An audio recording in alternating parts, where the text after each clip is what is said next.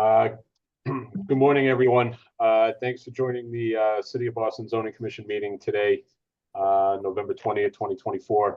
We're waiting a couple of minutes. We still have an interpreter who has yet to show up, so we're going to wait a couple of minutes until they arrive, and then we'll begin with the hearings. So just please bear with us for a couple of minutes.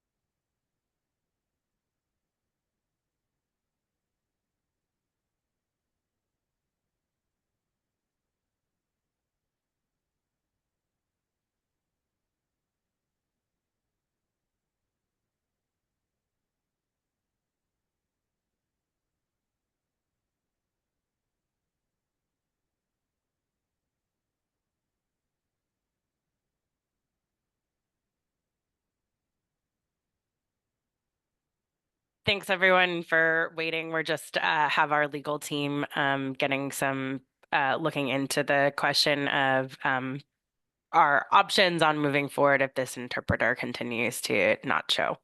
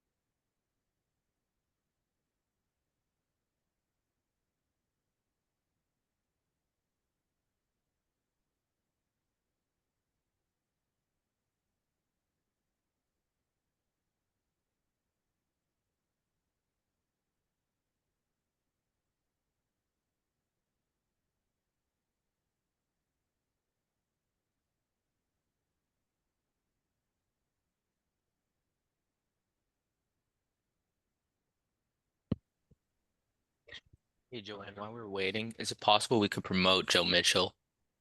I believe he's in the waiting room, or just as a viewer, if we could promote him as a panelist.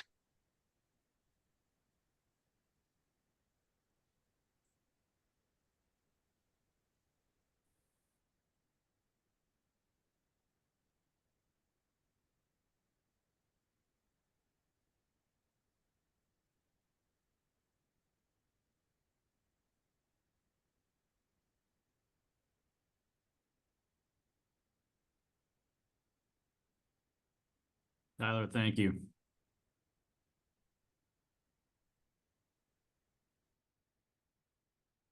Problem. Thank you, Joanne. You're welcome.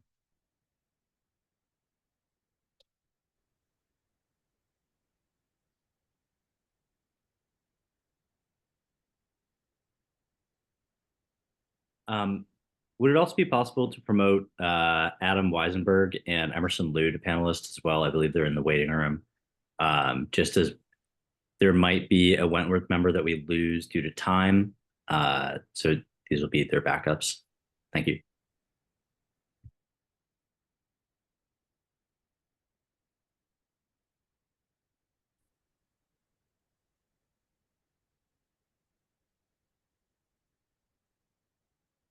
Nick, I don't see Adam Weisenberg in there. And Okay. What Sorry. was it? What was the second name? Emerson Liu. Okay, I see Emerson. Thank you.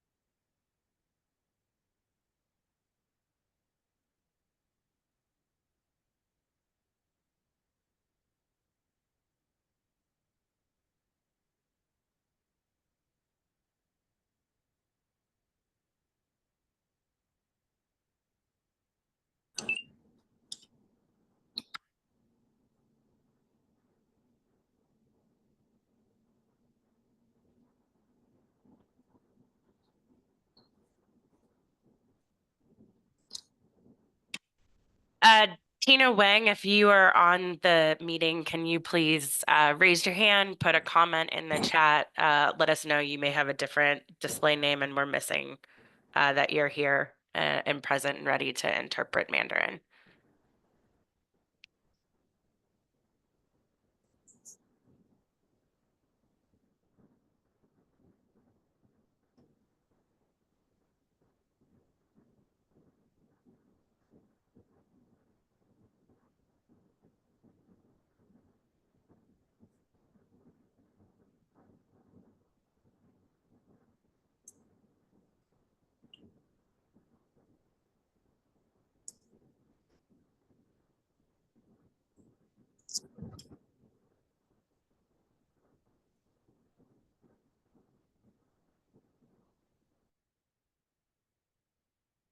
Double checking that Tina Wang, you're not on this call and available to interpret.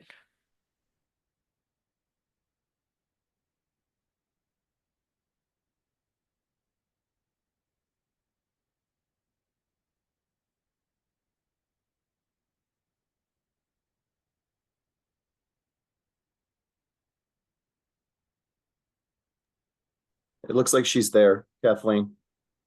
Hello, this is Tina. Hi, Tina.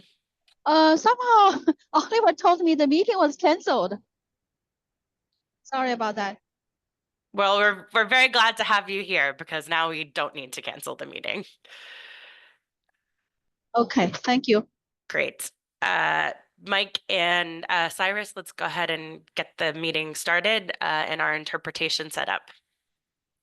For sure. Absolutely. Thank you for joining the Boston Zoning Commission public hearing, which is being held virtually to ensure the safety of the public, staff members, and the Boston Zoning Commissioners during the COVID-19 pandemic. The Open Public Meeting Law requires that I notify the public that this meeting is being recorded. Please be aware that an audio and visual recording of this meeting is being made. I will now take a roll call of the members present at the beginning of the meeting. Ms. Hatton? Present. Mr. DeMella? Present. Mr. Marr? Present. Ms. Miller? Sorry, present. Mr. Leff? Present. Mr. Arroyo? Present. Mr. Ostrich? Present. Mr. McNeil? Present. And I'm Michael Nichols and present. Before we move forward, a couple other housekeeping matters. We will have our interpreters introduce themselves. I'll turn it to Cyrus or Jeff to ask for each individual interpreter to introduce themselves. Thank you very much. We'll start with Joan, then go to Tina, and finish off with David. Hi, good morning, everyone. My name is Joan. I'll be the Cantonese interpreter for this morning's meeting. 大家好，我叫 Joan， 會係今日嘅廣東話翻譯員。一陣間主持人啟動呢個翻譯頻道嘅時候，你會見到熒光幕下端有一個地球儀嘅標誌，點選地球儀標誌，選擇語言，然後揀廣東話 Cantonese 就會聽到今日嘅即時傳譯。唔該晒 ，Thank you。Hello, this is Tina. I'm the Mandarin interpreter. 大家好，我是您的普通话翻译。那么一会儿，当他们把这个翻译频道打开的时候，您会看到一个地球仪。那么您点击地球仪进到我的翻译频道，那你可以把那个原始的音频把它静音，这样可以听得我的翻译听得更清楚。好，一会儿见，祝您今天会议愉快。Thank you. Good morning to everyone. My name is David Molina and I will be the Spanish interpreter for this meeting. Buenos días a todos. Mi nombre es David Molina y voy a ser el intérprete de español para esta reunión. Le damos las bienvenidas a esta reunión de zonificación de la comisión de la BPDA. Vamos a tener en esta jornada la grabación de esta reunión, así que si usted no quiere ser grabado puede apagar su cámara y apagar su micrófono, pero también vamos a contar con el servicio de interpretación de idiomas. En unos instantes más se habilitará la opción de los canales de interpretación y en la parte de abajo de su pantalla usted verá un icono con la forma de un globo terráqueo en la cual podrá seleccionar el idioma de su preferencia para la reunión de esta jornada, que puede ser cantonés, mandarín o español. Muchísimas gracias. Back to you, Cyrus. Thank you, David. And the interpretation channels are now open. So back to you, Mike. Great, thank you, Cyrus. Before we begin our 9 a.m. hearing, the commission will hear testimony from Councillor Liz Braden on one of the matters that we'll be considering later this morning. The councillor has other responsibilities that will now not allow her to join us later in the hearing. So I want to welcome Councillor Liz Braden. Councillor, please identify which topic you are speaking on, and then the floor will be yours as Jeff opens up your ability to provide testimony.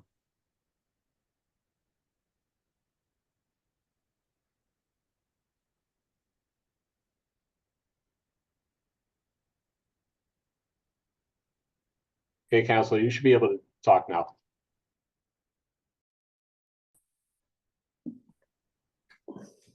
Good morning, everyone. Just pull up my my statement here. Good morning, Chair Nichols and members of the Boston Zoning Commission. Thank you for allowing me to speak today as City Councillor for District 9. I am here to express my support for Franciscan Hospital for Children's 2022 to 2032 institutional master plan and its associated proposed clinical building. With its campus located on Warren Street in Brighton, Franciscan Children's has been an important community partner in the Allston Brighton community for over 7 decades. Their mission is focused on serving children with complex medical conditions, mental health challenges, and special education needs. Their services are critical to children and families in the community and throughout the region. With its proposed 2022 to 2032 institutional master plan, Franciscans proposes to modernize its campus to better serve its patients. As part of the proposed IMP, Franciscan Children's will construct a new, approximately 235,000 square foot clinical building for both behavioral health and medical services. With the construction of this building, Franciscans will be able to expand equitable access to those in needs of comprehensive behavioral health services. I strongly support Franciscan's efforts to modernize its campus and improve vital services through construction of this building. Again, thank you to the Zoning Commission for the opportunity to testify this morning and to voice my support for this institutional master plan. Thank you. Thank you, Councillor Braden. Hearing no questions for the councillor, we will move forward with our 9 a.m. public hearing. This is a public hearing before the Boston Zoning Commission to consider the Wentworth Institute of Technology 2023 to 2033 institutional master plan. The hearing was duly advertised on October 28, 2024 in the Boston Herald. In a Boston Zoning Commission hearing on proposed petitions, the proponent will first present their case and are subject to the questioning by members of the commission only. We are taking support and opposition at the same time. If you plan to testify, please take time now to verify that your computer microphone is active. Click the hand icon on your Zoom control panel. This will signal to staff that you would like to speak. When your hand is raised, it will be blue. If you're calling into the meeting and would like to testify, please dial *9 to raise your hand. When I call for all testimony, staff will announce your name and allow you to talk. You must unmute your microphone. Your webcam will not be active. In an effort to accommodate all who would like to speak about this proposal, each person will be given up to 2 minutes to comment. Commission staff will indicate when 30 seconds remain. At that time, please conclude your remarks so that the hearing may continue and others may be heard. Finally, the proponents are allowed a brief period of 5 to 10 minutes for rebuttal if they so desire. Will the City Planning Department please begin the presentation?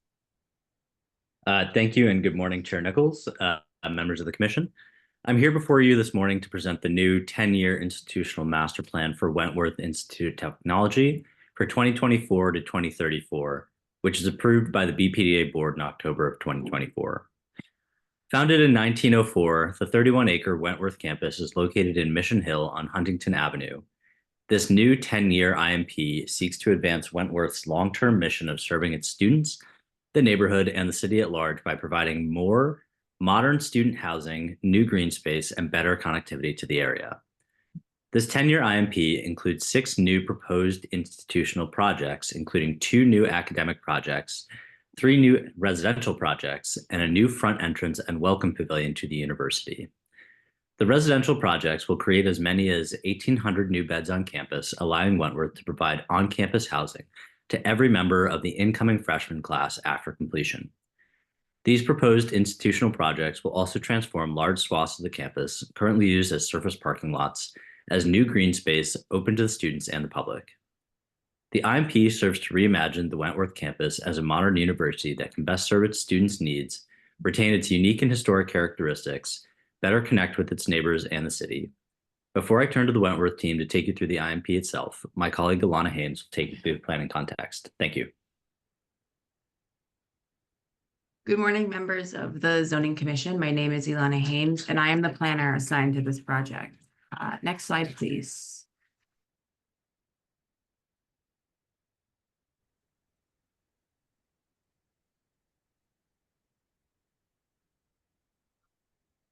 Is the slideshow there? I don't see it anymore.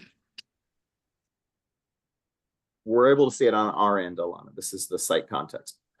Okay. And I apologize for the background sound. The Wentworth Institute of Technology Institutional Master Plan for 2024 to 2034 contains 6 new proposed institutional projects and identifies progress made since the implementation of the previous IMP. The IMP covers the university campus comprising 31 acres in the Mission Hill and Longwood neighborhood. The previous institutional master plan was submitted in 2011, amended in 2017 and 2021, and extended through March of 2023. The Wentworth Institute of Technology campus and institutional master plan area are located in the Mission Hill neighborhood district within the Wentworth Institute's institutional subdistrict. The institutional master plan zoning overlay sets forth the dimensional and use regulations for the campus and subsequent development projects. Per the updated IMP, all proposed institutional projects are planned to comply with the dimensions as anticipated and codified in the IMP. Next slide, please. The previous IMP and its subsequent amendments provide the planning and zoning context for this update. The 2010 IMP included 5 PAPs, including the renovation and building addition for the Flanagan Campus Center at Beatty Hall, in addition to the Ira Allen Building, a new 7-story student residence hall, a new Center for Engineering and Technology, and a new Sweeney Field soccer complex. With the exception of the soccer field, presently under construction, all PIPs were completed as of the expiration of the prior IMP. The IMP&F included 6 PIPs within this IMP duration, including academic, residential, and open space development projects. Next slide, please. The proposed IMP includes a series of urban design guidelines that, in conjunction with the development proposals, align with existing citywide planning initiatives. These guidelines include the development of an open space framework, a strong civic identity, and an inclusive campus. The Wentworth campus forms an important connection between the Emerald Necklace Park system and the Southwest Corridor. The proposed front lawn and improved connectivity from Huntington Avenue through the campus work toward the goal of connecting the Emerald Necklace to other systems as enumerated in the city's 2023-2029 Open Space and Recreation Plan. The IMP continues to align with other citywide plans such as Housing a Changing City through its intention to create a new residence hall netting the campus additional student residential spaces, which feeds into the goal of creating 16,000 new undergraduate student dorm beds for Boston colleges and universities by 2030. Of the citywide and localized planning initiatives, most relevant to the proposed institutional master plan is the Avenue of the Arts Design Guidelines Study, a local planning study intended to guide design of buildings and open space along Huntington Avenue between Massachusetts Avenue and Longwood Avenue. The guidelines set forth goals for design along the avenue, emphasizing mobility, placemaking, active programming, and comfort. The proposed updated IMP for the Wentworth campus directly addresses each of the study goals of mobility by creating a clear, safe, well-connected pedestrian experience, placemaking, an expression of the institutional identity through architecture, open spaces, and the creation of a cohesive, high-quality environment, programming through the creation of an active, inclusive environment pursued by development along urban corridors, suggesting that buildings lining the primary urban corridors should locate active student, public, and community-oriented programs along these perimeter edges to foster a rich and active public realm and strengthen connections to surrounding neighborhoods and commercial nodes. And fourth, comfort, the promotion of a pedestrian comfort in the public realm, which is addressed through care taken to reduce substantive shadows on public open spaces and the intention to create pedestrian scale connections that facilitate safe and accessible links to surrounding neighborhoods. Next slide, please. The updated institutional master plan will contribute to a variety of multimodal plans, projects, and needs along the edges of the Wentworth campus. Wentworth is located along the design area for the Roxbury-Fenway connector, linking the Southwest Corridor with the Fenway neighborhood. Proposed campus changes increase pedestrian circulation areas, facilitate east-west connection across the campus pike. The IMP proposes to maintain the current level of parking on campus, but move approximately 470 spaces below grade to improve campus connectivity. Further pedestrian scale enhancements are proposed for Parker Street and Annunciation Road, with additional improvements for cyclists along Ruggles Street and Huntington Avenue. Thank you, and I will now turn it over to the development team to present the project in more detail. Thank you, Nick and Alana, for the introduction and overview. Chair Nichols, members of the commission, Secretary Hampton, good morning, and a sincere thank you for having Wentworth here today. My name is Dave Wallstrom, and I'm the Vice President for Business, and our team is pleased to introduce the new Wentworth 10-year institutional master plan, which is geared to modernize our residential and academic facilities, improve new green spaces, and to become a more sustainable campus, not to mention improve and enhance connectivity to the neighborhood. A little bit about Wentworth. The university has a curricula focused on engineering, design, technology, science, and management. Our largest programs are mechanical engineering, architecture, and computer science. Our programs are experientially based, career-focused, and supported by a robust cooperative educational work program. And our enrollments are approaching pre-pandemic levels, 3,700 undergraduates right now and 230 graduates. Wentworth has a long history of being a good neighbor, as evidenced by community commitments such as scholarships and vocational training programs. One of many examples of our partnerships is the Boston Public Schools Strive program, which Mayor Wu toured in August on our campus. This partnership has been in place for over 35 years, providing workforce training to students with unique learning and physical needs. This vocational program has placed over 6,000 Boston Public Schools students in internships and employment opportunities upon graduation. Again, thank you for your time and consideration, and thanks to Nick Carter, Seth Reisman, and the BPDA design staff for their thoughtful guidance throughout the process. And with that, I'll ask Autumn Sundaram of Perkins and Will to provide an overview, starting with the goals we set out to achieve with the Wentworth Campus Master Plan. Thank you, Dave. Good morning, Chair Nichols and Commissioners of the Zoning Commission. My name is Gautam Sundaram, Principal at Perkins and Will, representing the planning team along with my colleague, Brad Rogers. Next slide, please. As Alana described the overall context,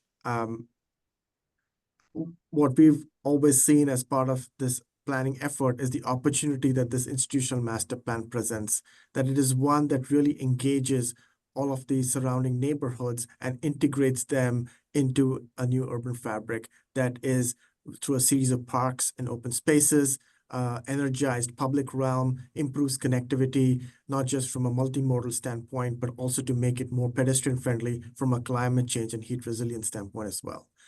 At the same time, aspiring to reach many of the goals that Dave highlighted as part of the academic and mission-related goals around identity, elevating the student experience, and the academic innovation within this great city of Boston. Next slide, please. And so how do we achieve many of these opportunities is through a series of strategic goals. One was to really examine the overall campus and look at the land uses and transforming what have been parking areas into new green spaces, repurposing and modernizing many of the academic facilities, and at the same time planning new academic facilities for engineering, experiential learning, and design. Increasing housing on campus to really create a strong living learning community on campus that also alleviates some of the pressure on housing in the surrounding neighborhoods. And by doing so, replacing what have been outdated housing to meet current student needs as well, to really create a vibrant campus and celebrating the unique identity and image of Wentworth. Next slide, please.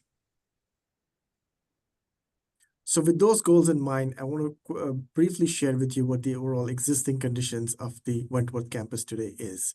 Highlighted in here with labels are a series of dated facilities, but then also you can see the significant amount of parking area within the west lot. The team undertook a comprehensive assessment of all of those building facilities themselves to understand which buildings we should maintain, how are they performing, and how we can continue to update and replace aged facilities. Certain buildings that were highlighted for replacement were the annex building that's on the east side of the campus, which is not accessible, but also presents many performance issues as well, which is on the east side of Parker Street. Similarly, the Edwards Rogers housing building that's facing Huntington Avenue is also one that has been slated for replacement, along with some low academic buildings, Kingman and Williston, which is at the core campus, and the Baker Hall, which is a residence hall along Huntington Avenue. So with those building facilities to be replaced in mind, taking a further look at how do we reimagine the campus ground plane itself. So on the next slide, you'll see what we've really tried to transform is by replacing what have been areas for parking into new green spaces, to reimagine the front lawn, which has been more of a visual green, into a park a park for the entire neighborhood that could be programmed in many different ways that engages the surrounding communities for active use on weekdays and weekends. And at the core of the campus, to expand from what has been one singular quad or green space at the heart of the campus into 2 additional green spaces, and creating this network of open spaces that define a sense of community. And each of those open spaces are now framed by architectural uses of residential, student life, and academic. And these communities really start to become the heart of the campus. At the same time, what you see highlighted in the orange are reimagining the edges of the campus by really engaging the surrounding neighborhood and reimagining with new streetscape, which are lined with pedestrian trees, wayfinding, bike lanes, and other amenities that really start to create a much more pedestrian-friendly environment. And that really, to Alana's point earlier, is how do we start to connect the Southwest Corridor to the fence and the open space framework as well. So those are some big driving urban design principles that have shaped the overall master plan. And so now on the next slide, you will see an aerial view of the overall existing conditions of the campus itself. And so highlighted in here in the existing conditions, you can see that core of the campus, which is the main green space. And then you also have what is the existing Mass Heart treehouse. So working very closely with the BPDA staff, we really looked at the surrounding context to examine how we can align our program and our planning goals as in context and relationship to the surrounding context. So the next slide, please. So here you will see what is the overall institutional master plan that shows highlighted in the white is of completely reimagining the front along the Huntington Avenue. It's also showing what has been proposed as the final Huntington development under a separate application, but how that integrates with the overall Wentworth campus itself. New residential buildings and a new residential building that will be along the front of Huntington Avenue that also elevates and aligns with the Avenue of the Art guidelines, but also making sure that none of the buildings at any given point of time cast any shadow on the Emerald Necklace itself. Next slide, please. And so here you can see what are some of those significant projects. One is the new Huntington Residence Hall along Huntington Avenue. We also have an additional residence hall, which is called as the Pike Residence Hall, that reframes what has been called as the Pike as a major pedestrian connector. A new addition at Wentworth Hall, which I'll show you some close-up renderings on, that not only makes the building accessible, but also makes it the new gateway into the campus. In addition, replacing what has been the aged Baker Hall with a new residence hall and a new building that would anchor the corner at Ward Street and at Huntington Avenue with a residential building as well. Also replacing those annex academic buildings with a new green space and a series of academic buildings that will be home to many of the engineering programs and other design programs as well. But more importantly, the open spaces that will connect all the way from the Southwest Corridor to the fence. Next slide, please. And so here I'll walk you through very quickly as to what have been really the significant impact of this master plan is the transformation of the public realm.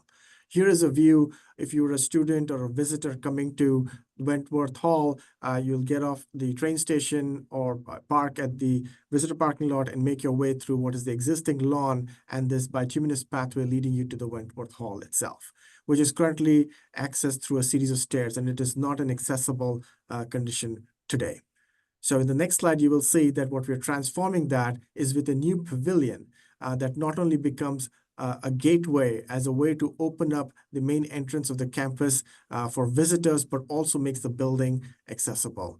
We've paid careful attention to the massing to respect the existing facade of the Wentworth Hall itself, the one that you might be able to experience and see, and really imagining this pavilion as a way to celebrate the work that the students do and the innovation of the various programs within that, as a new way to receive the broader community into the Wentworth campus itself.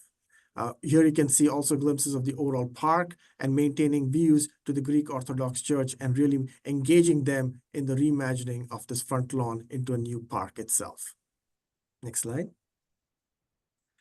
Here is, as I talked about, really reimagining the streetscape along Huntington Avenue. It's another major gateway into the campus where students walk across Huntington Avenue from the fence or the Evansway Park towards. And on the right-hand side, you can see the beginnings of what has been called as the Pike, which is a pedestrian corridor.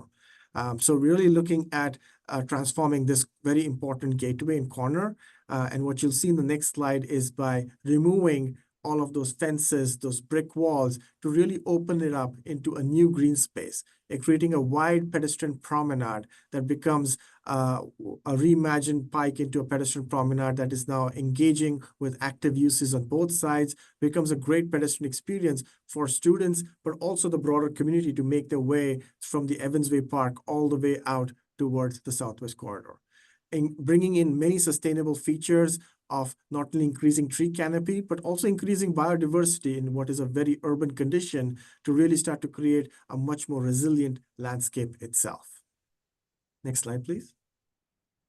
Here you can see a view of what has been called as that Pike, which is a 5 foot to 6 feet wide pedestrian walkway that meanders its way between a parking area and the MWRA facilities itself. To truly reimagine this into a great pedestrian corridor, on the next slide, you will see that not only is it framed by the residential building with active uses at the ground floor with mural walls on the right-hand side that screen from the MWRA facility, but also a new open space that's going to be south-facing, which has great solar exposure as well, into an active park. That also transforms what is an existing parking lot into a new green space that also has many sustainable features in addition to the biodiversity with the rain gardens and other sustainable features to really make sustainability very visual aspect and an educational aspect of the overall Wentworth campus. Next slide, please. Some other transformations that here you can see the parking lot itself. And in the background, you see the Mass Art Tree House, which has some existing dining facilities at the ground floor, which overlook into the parking area. And what we'd like to do is now reimagine this parking lot into a new green space that you'll see on the next slide that not only creates a space for our own Wentworth community, but also engages the Mass Art Tree House as well as part of that overall composition that now not only has active uses along the ground floor, but also creates shaded environments as well. Next slide, please. We talked a lot about how we are reimagining the Parker Street itself as a much more safe pedestrian passageway to connect to the Southwest Corridor. Here are those existing annex buildings that really do not allow that type of permeability to happen. So we're looking to replace the annex buildings. And on the next slide, you will see they will be now replaced by a new green space. And that new green space will be framed by new academic buildings and really putting the green space at the center of this community space itself. At the same time, making Parker Street a very safe and pedestrian walkway by creating a flush condition that prioritizes pedestrians and slows down the vehicular traffic to create that very strong pedestrian connection that now here you can see this walkway that will connect all the way through Alice Taylor Housing towards the Southwest Corridor and the new green space. This is a great opportunity for us to connect what are our legacy green spaces and greenways of the city of Boston itself that this master plan allows us to complete. Next slide, please. And here, a big aspect of our engagement has not only been within the Wentworth community, but also with our neighbors. They have really expressed concerns about some of the views that they are seeing into, which is the backs of houses, service and loading and parking areas. And we want to transform that experience, not only from a visual standpoint, but also engage them. So in the next slide, you will see how that the replacement of those annex buildings is now framed by a new series of gardens and open spaces that become places for the community that they can pause, they can meet with their friends and really create a place for them to engage and be part of a much larger open space framework. And here you can see what those open spaces would be like that not only create a lot more shade, but also create that sense of intimacy and social well-being as well. Next slide, please. And so I'd like to close on really showing the overall impact with the existing conditions on the left-hand side and the proposed impacts, that this is not just about a series of architectural projects or program-related projects. It's truly transforming how the campus is envisioned to create an impact on the broader community, but also really elevating what we believe will be 21st century urban campuses itself. Next slide. And so within this, and I won't go through them in all detail, we've been working very closely with the BPDA staff and the various focus areas on some significant sustainability opportunities around the categories of energy, climate resiliency, water, and materials as well. And many of these aspects will be embedded in the institutional master plan, so that when we go into the implementation phase with the various projects, that they would be addressing and making sure that many of these sustainable aspects are included in it. Next slide. And similarly, another impact has been Wentworth's commitment to its community around us. And here highlighting, and this is a dynamic and continues to get updated with the various programs that Wentworth is currently involved in, not only in engaging with the community, but also addressing many commitments in maintaining the surrounding park spaces like you see with the Evansway Park, but then also through a series of programs like Strive and scholarships that really are elevating the access to education and summer program, and working closely with the Boston Pipeline as well, and engaging broader students as well and volunteers as part of the many community initiatives as well. Next slide, please. And so with that, I would like to close with what we've really shared with you in a very, very quick and short summary is the vision for what we believe is a future-ready higher education campus that elevates experiential learning, as Dave described, engages and inclusive to the community, but at the same time embeds the values of environmental stewardship.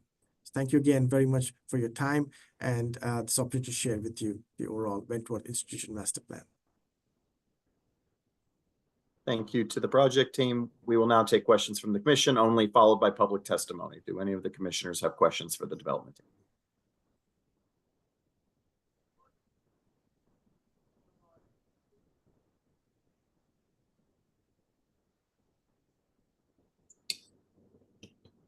Hearing none, we will move into public testimony.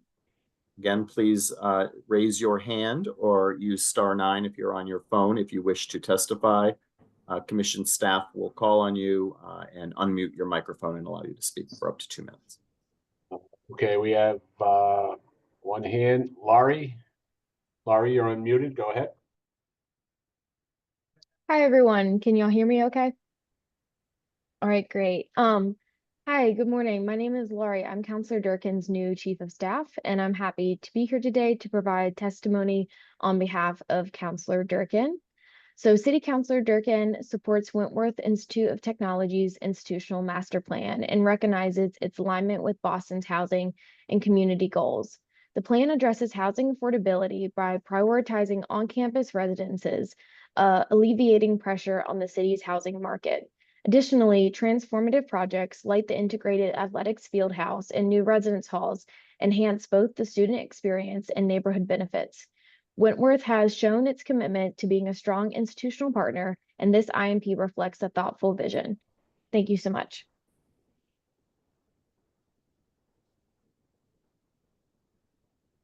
I don't have any more raised hands, Mr. Chairman. Thank you, Jeff. We'll now move into our business meeting. Are there any discussion or motions from members of the commission? Yeah, Michael, David Marr here. I just like to say to the planners, Wentworth, and the design team, that was a terrific project, and Wentworth is a terrific contributor to the city of Boston, and it produces the future creative minds and builders that make Boston so unique. So I just wanted to recognize that group. I thought it was a terrific job. Thank you. I would also say the lack of questions isn't because of anything other than I agree with David, the presentation and the materials we got were very thorough, and it's a complex IMP.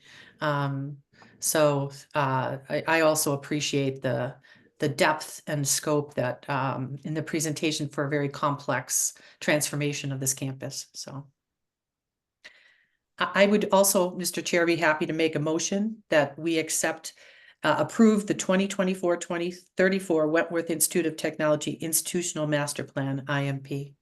Second. The motion is made and seconded. I will now take a roll call of the members. Ms. Hatton, Yes. Mr. DeMello, Yes. Mr. Marr, Yes. Ms. Miller, Yes. Mr. Leff, Yes. Mr. Arroyo, Yes. Mr. Ostrich, Yes. Mr. McNeil, Yes. and I vote yes. Vote is 9-0 in favor. Thank you to the project proponents. Thank you, commissioners. Thank Have a you. good day. As we transition to our 9:30 hearing, this hearing will be chaired by the commission's vice chair, Jill Hatton, as I will be recusing myself from hearing this matter, and I will return for a later. Thank you, Michael. This is the 9:15 hearing, just to clarify for everyone so that we're on track here. Thank you for joining the Boston Zoning Commission public hearing, which is being held virtually to ensure the safety of the public, staff members, and the Boston zoning commissioners during the COVID-19 pandemic.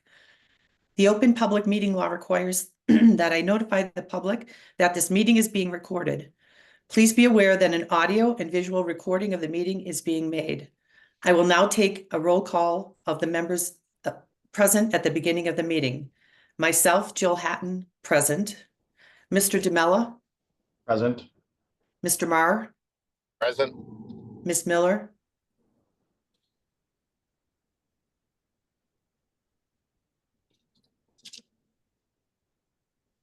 Ms. Miller. I will come back to Aisha.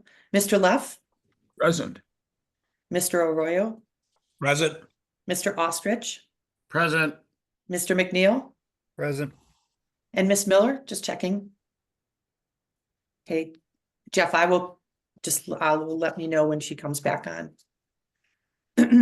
Will do. This, the 9:15 public hearing. This is a public hearing before the Boston Zoning Commission to consider map amendment applications number 786 and 787 and petitions for approval of the Dana-Farber Cancer Institute Institutional Master Plan, excuse me, and the Beth Israel Deaconess Medical Center Institutional Master Plan.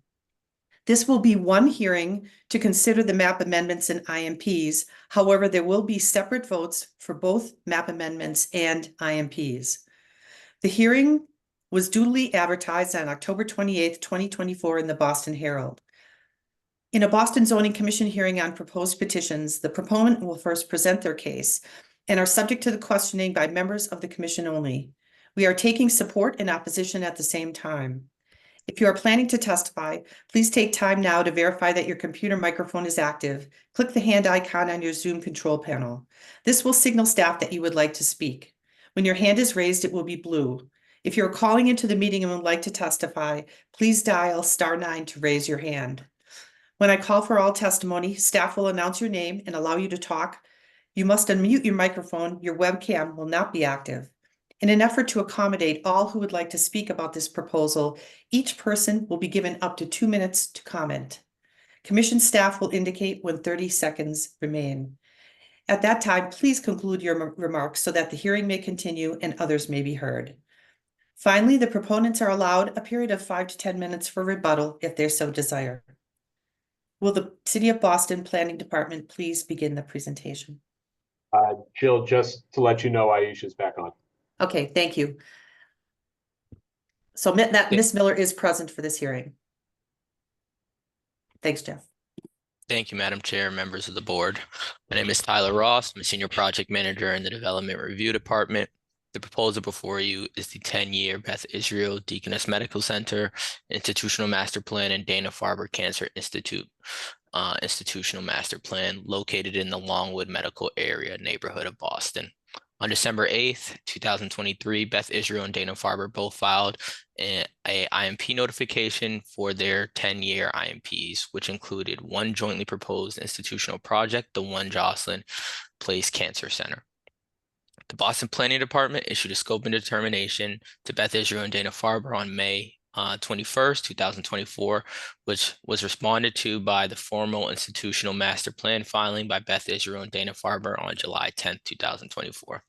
The proposed project within the IMP entails the demolition of the existing Joslin Diabetes building and the construction of a new approximately 450,000 square foot, 14-story building with approximately 300 inpatient beds and approximately 20 observation beds and 5,000 square feet of retail space on the ground floor, accessible from Brookline Ave.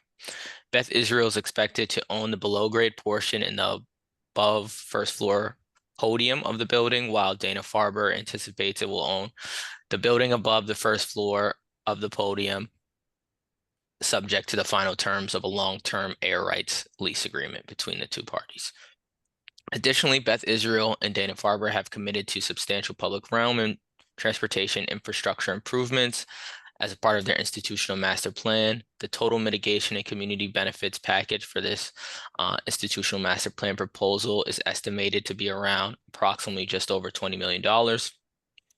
Furthermore, the BPA held 5 task force and public meetings on January 3rd, 2024, January 4th, 2024, February 26th, 2024, January 29th, 2024, and October 7th of 2024, all of which were well attended and advertised in local newspapers. Beth Israel and Dana-Farber also worked with city departments and local elected officials to garner support for this 10-year institutional master plan proposal.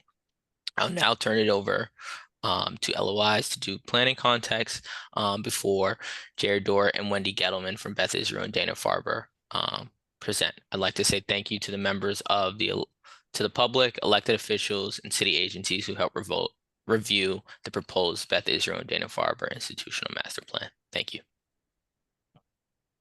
Thanks, Tyler. Good morning, Mr. Chairman and members of the commission. My name is Ella Wise, and I'm the senior planner assigned to this project, as well as the proposed Beth Israel Deaconess Medical Institute IMP. I'll be presenting planning context for both. For the benefit of the public, as a reminder, an institutional master plan, or IMP, provides the comprehensive planning, cumulative impact analysis, and community benefits of development on an institutional campus. It creates a zoning overlay district setting the use and dimensional guidance for individual projects known as proposed institutional projects. And for these IMPs, there is one shared proposed institutional project, the Cancer Hospital at 1 Joslin Place that Tyler mentioned, which will go through an Article 80B full review once filed. So the site context is shown here with the Dana-Farber IMP shown in purple and the Beth Israel IMP area shown in yellow. The proponent will further explain the context, but this helps give you a sense of the area. Next slide, please. Okay, in terms of planning context, the Boston Redevelopment Authority, now the Planning Department, adopted the Longwood Medical Area LMA interim guidelines in 2003 to inform development in the area prior to completion of a master plan. That intended master plan was never completed, and the zoning was never amended based on these guidelines. In addition, as can be expected, the neighborhood context has changed since these interim guidelines were adopted, and city goals have evolved. However, still relevant today is the special attention of the interim guidelines given to potential shadow impacts on certain City of Boston parks. The potential shadow cast on Boston parks by 1 Joslin Place was carefully considered by city staff during the Article 80D review. The estimated shadows will exceed the LMA interim guidelines. However, the building has been designed to cast no net new shadow lasting longer than an hour in any one area of the Riverway or Joslin Park. In addition, the impacts will be mitigated through the proponent's reconstruction of Joslin Park and improvements to Beth Israel's green space along the Riverway. And again, want to be clear that 1 Joslin will undergo full Article 80B review, as well as additional permitting by Parks and the Public Improvement Commission. In addition to those interim guidelines, Planning Department staff are currently working on the Fenway Transportation Action Plan. Accompanying the proposed project are significant transportation improvements, some of which Tyler alluded to the Brookline Avenue corridor developed in coordination with this action plan and informed by the MBTA's bus network redesign. These both help improve the safety of existing infrastructure and prepare for more bus routes. For example, the proponents have committed to constructing separated bike lanes on both sides between Longwood Ave and Francis, where the width of the Brookline Avenue corridor allows, making Pilgrim Road two-way, as well as a floating bus stop on Brookline Avenue, all again informed by these plans. Next slide, please.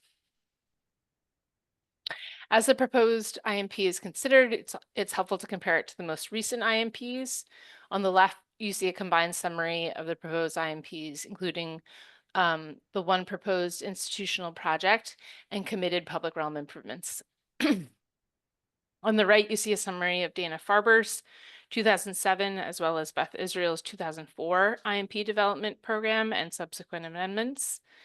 Dana-Farber's 2007 IMP included 3 projects, including the Aki Center, all of which were constructed. The Beth Israel 2004 IMP included 3 projects, and then the amendment included the Klarman building nearby, an addition to the Bowdoin Street Health Center in Dorchester. With that, thanks for your time, and I'll turn it over to the development team. Good morning. Thank you, Chair Hatton and members of the Commission. My name is Michael Hinchcliffe. I'm an architect and principal with Payette, who represent the 2 proponents today, Dana-Farber Cancer Institute and Beth Israel Deaconess Medical Center. On the next slide, we will see the context for these 2 institutional master plans. Looking to the north, Beth Israel campus is split between the East Campus and the West Campus, reflecting the long-term history of the Beth Israel Hospital merging with the New England Deaconess Hospital over the past several decades. Dana-Farber's campus is located between them at a juncture along Brookline Avenue in the Longwood Medical and Academic area. I'd like to introduce Wendy Gettleman on the next slide to tell you a little bit more about the context for the collaboration and the project that is contained in these 2 institutional master plans. Wendy? Good morning, and thank you to the commissioners and the city staff for the opportunity to present today. My name is Wendy Gettleman. I'm the Vice President of Facilities Management and Real Estate at Dana-Farber Cancer Institute. So the collaboration between Dana-Farber and Beth Israel was solidified in the fall of 2023. When cancer is all you do, there's an advantage to that focus and expertise that benefits patients. By integrating our care in a single cancer hospital, we believe we can provide higher quality, less fragmented care. The collaboration between Dana-Farber and BIDMC means that we are ensuring that our patients receive care from integrated, cross-disciplinary teams while avoiding costly duplication of resources. Next slide, please. You may be asking why here and why now? There's an acute need for more inpatient beds in the state and across the country. A 2021 study released by the Federal Centers for Disease Control and Prevention, otherwise known as the CDC, predicts that the annual number of cancer cases will increase 49% by 2050, primarily due to the growth and aging of the US population. The proposed 300-bed hospital is designed to help this region keep pace with the increasingly alarming rates of cancer incidence. This project ensures that we are prepared for what we believe is the future of cancer care, a dedicated cancer hospital that leverages sophisticated multidisciplinary teams of experts from several subspecialties without duplicating services already available. As advances in cancer treatment are developed, Dana-Farber remains one of the leading transplant centers in the United States, offering cutting-edge care such as CAR T therapy, as well as preparing for groundbreaking treatments that we're not even aware of yet. As the population ages and the incidence of cancer rises in younger people at a distressing rate, there will be more and more patients who need our care. We need to act now to plan and prepare for the future of cancer care. We recognize that a dedicated cancer hospital requires close integration and expertise of a comprehensive academic medical center. Dana-Farber's close physical proximity and new clinical affiliation with BIDMC means that patients will continue to have the expertise of some of the world's best non-oncology medical and surgical clinicians. In summary, with cancer incidences rising at alarming rates in Massachusetts and across the country, Dana-Farber's proposed new cancer-only hospital will help improve health outcomes for patients, increase access with a proposed 300 additional beds in the facility, lower costs, and advance equity. Thank you. And next slide, please. Thank you very much, Manish. As you heard Ms. Wise describe earlier, the sole project contained in both institutional master plans is the proposed 300-bed cancer hospital. This project and the zoning envelope that's requested have been crafted to suit and meet the needs of a new inpatient cancer hospital, meeting all of the upcoming amendments to the building energy code, as well as support spaces. Both institutions work carefully over the development of the plan to include the qualities and capabilities that would be required to support the high level of care that Wendy just described. The project also features a up to 250 car underground parking garage that has been considered with our transportation planners, along with other factors and transit improvements for both campuses. On the next slide, you'll see in the stacking diagram that the proposed project is a 14-story building containing 10 stories of inpatient beds, sandwiched by mechanical spaces, again, providing those updated mechanical systems to meet the energy code and carbon reductions that both campuses have made commitments to.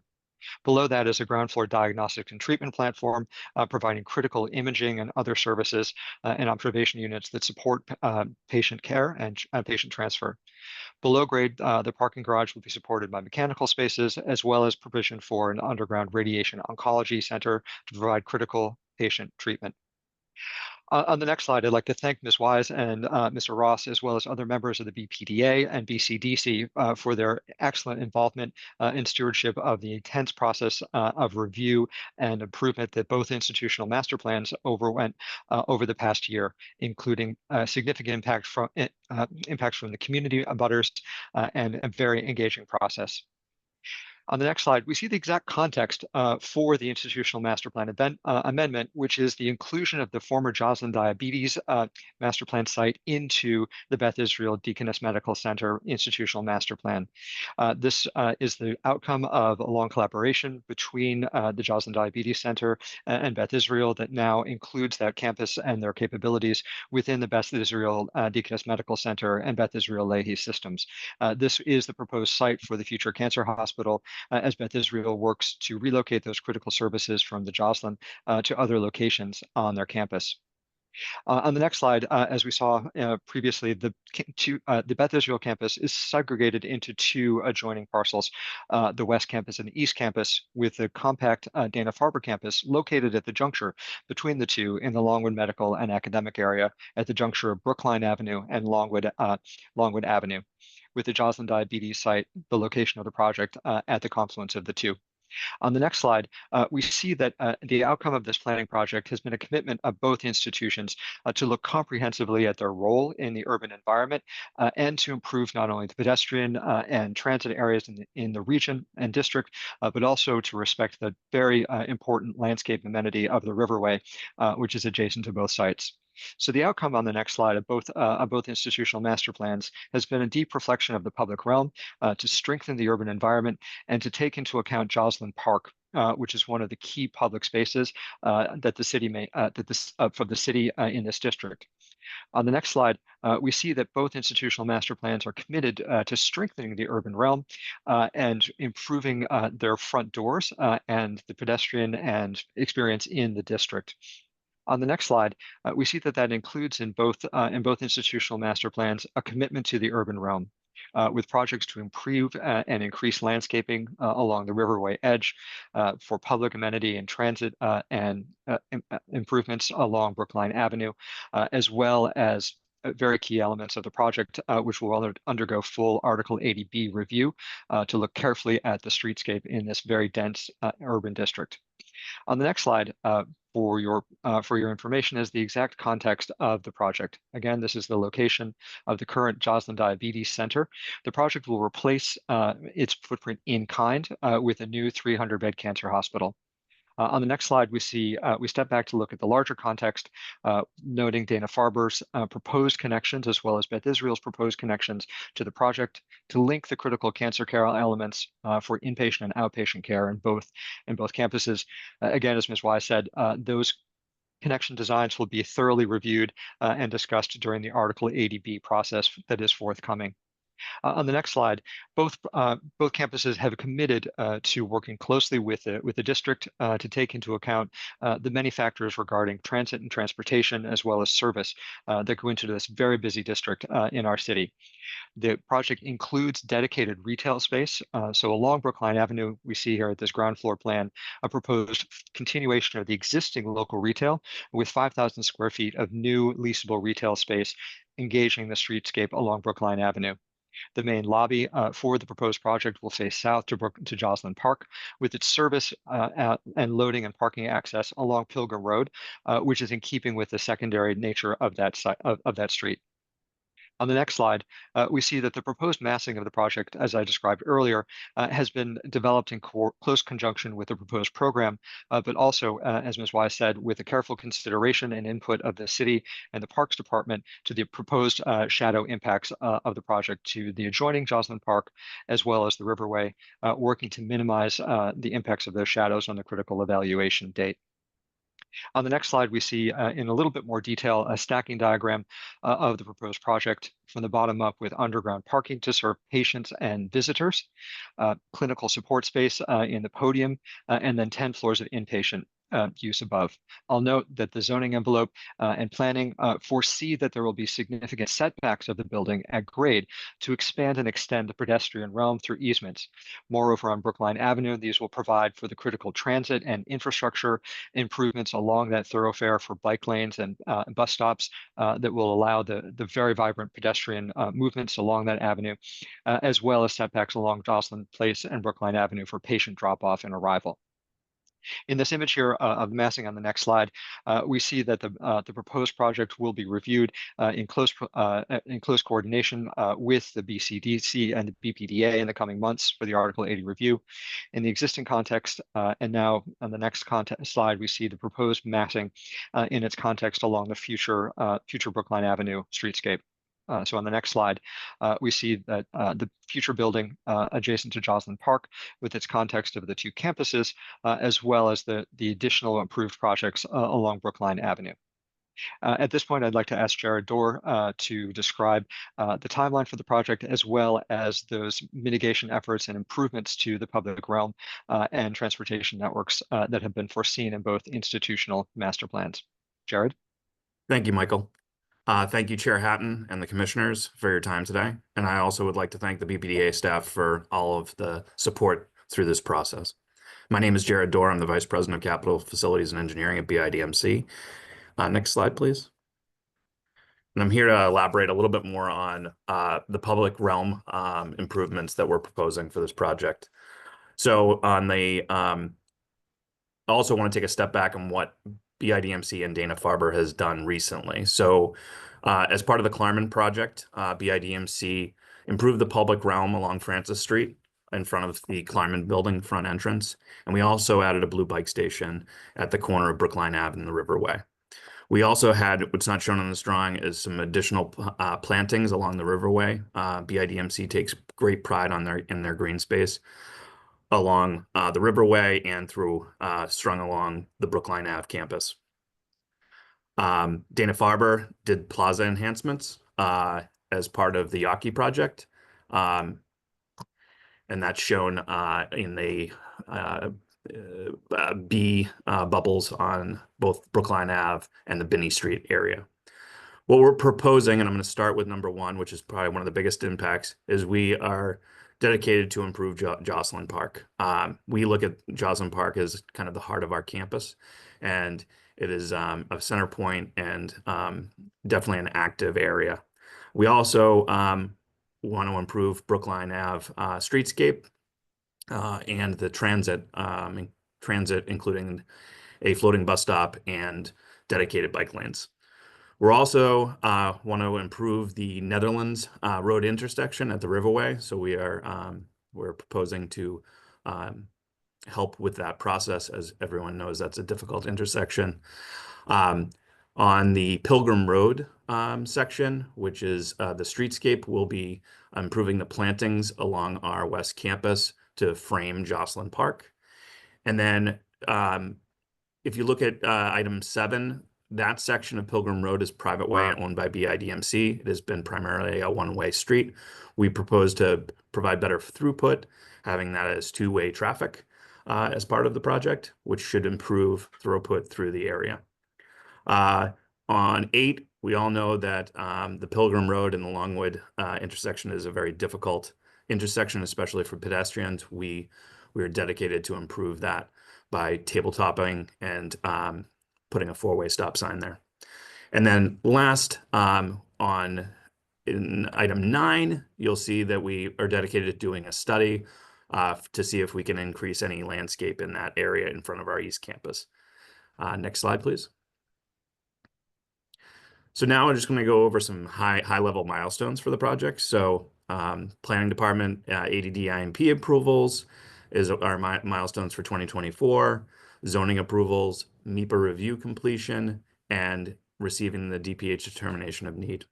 In 2025, we're looking at Article 80B, large project review, working with the BPDA and BCDC, Parks Commission approval, Public Improvements Commission approvals, demolition delay completion, and DPH plan review and approval. In 2026, we're proposing to start demolition and construction for this exciting project. I'll now turn it over to Michael to close us out. I want to thank you for all of you for your time. Thank you very much, Jared. So on the next slide, we see again the context for the 2 institutional master plans and the proposed project at their intersection for the new 300-bed cancer hospital. Thank you so much for your time and consideration today. Well, thank you, Ella, Michael, Wendy, and Jared. Do any of the commissioners have any questions for either any of the planning or development team? And I think you could take the presentation down, Cyrus. Thank you. Are there any questions of the commissioners for the presenters? Okay, seeing none, at this time, I'd like to call for public testimony. And if anyone on the call would like to testify, please announce your name, affiliation, and your position either for or against the proposed project. Jeff, I'll turn it over to you for managing interest in testifying. Thank you. Laurie, go ahead. Hi, everyone. Thank you so much. Again, my name is Laurie Sharosh. I'm Counselor Durkin's Chief of Staff, and I'll be giving a statement in support of this project. And thank you all for that very informative presentation. It was great. So City Councilor Durkin is proud to support the Beth Israel Deaconess Medical Center and Dana-Farber Cancer Institute's plans for a new cancer hospital at 1 Jocelyn Place during today's meeting. This transformative project, the first dedicated cancer hospital in New England, will provide critical care with over 14 stories, over 450,000 square feet, and 300 inpatient beds. Councilor Durkin looks forward to continued discussions with the community and stakeholders to ensure thoughtful design, transportation mitigation, and strong neighborhood engagement. Thank you so much. Thank you, Laurie. I have no more raised hands, Madam Vice Chair. Okay, thank you, Jeff. At this time, I would ask if any of the commissioners have any comments or questions, and also just for some guidance, this is a little bit of a unique situation. I would be asking for a motion on 2 separate items, so we'll take them separately. And so we'll first consider the motion for the map amendment application number 786, the Dana-Farber Cancer Institute Institutional Master Plan, and follow that with, after we vote, with a separate motion for the Beth Israel Deaconess Medical Center Institutional Master Plan map amendment application number 787. So I'll turn it over to the commissioners for any discussion, comment, or if anyone is interested in making a motion. I'd make a motion to approve map amendment application number 786, Dana-Farber Cancer Institute institutional master plan. Thank you, Michael. Thank you, Aisha. Thank you, Michael. Thank you, Aisha. Is there any discussion on this motion? Seeing none, I'll take a roll call vote at this time. Mr. DeMella? Yes. Mr. Marr? Yes. Ms. Miller? Yes. Mr. Leff? Yes. Mr. Arroyo? Yes. Mr. Ostrich? Yes. Mr. McNeil? Yes. And myself, Jill Hatton, yes. The item passes 8-0. At this point, then, I would also ask if the commissioners have any comments or interest in making a motion on the map amendment application number 787 Beth Israel Deaconess Medical Center Institutional Master Plan. I'll make a motion to approve map amendment application number 787 Beth Israel Deaconess Medical Center Institutional Master Plan. Thank you, Michael. Thank you, Aisha. Is there any discussion on the motion? Okay, seeing none, then I'll take a roll call vote. Mr. DeMella? Yes. Mr. Marr? Yes. Ms. Miller? Yes. Mr. Leff? Yes.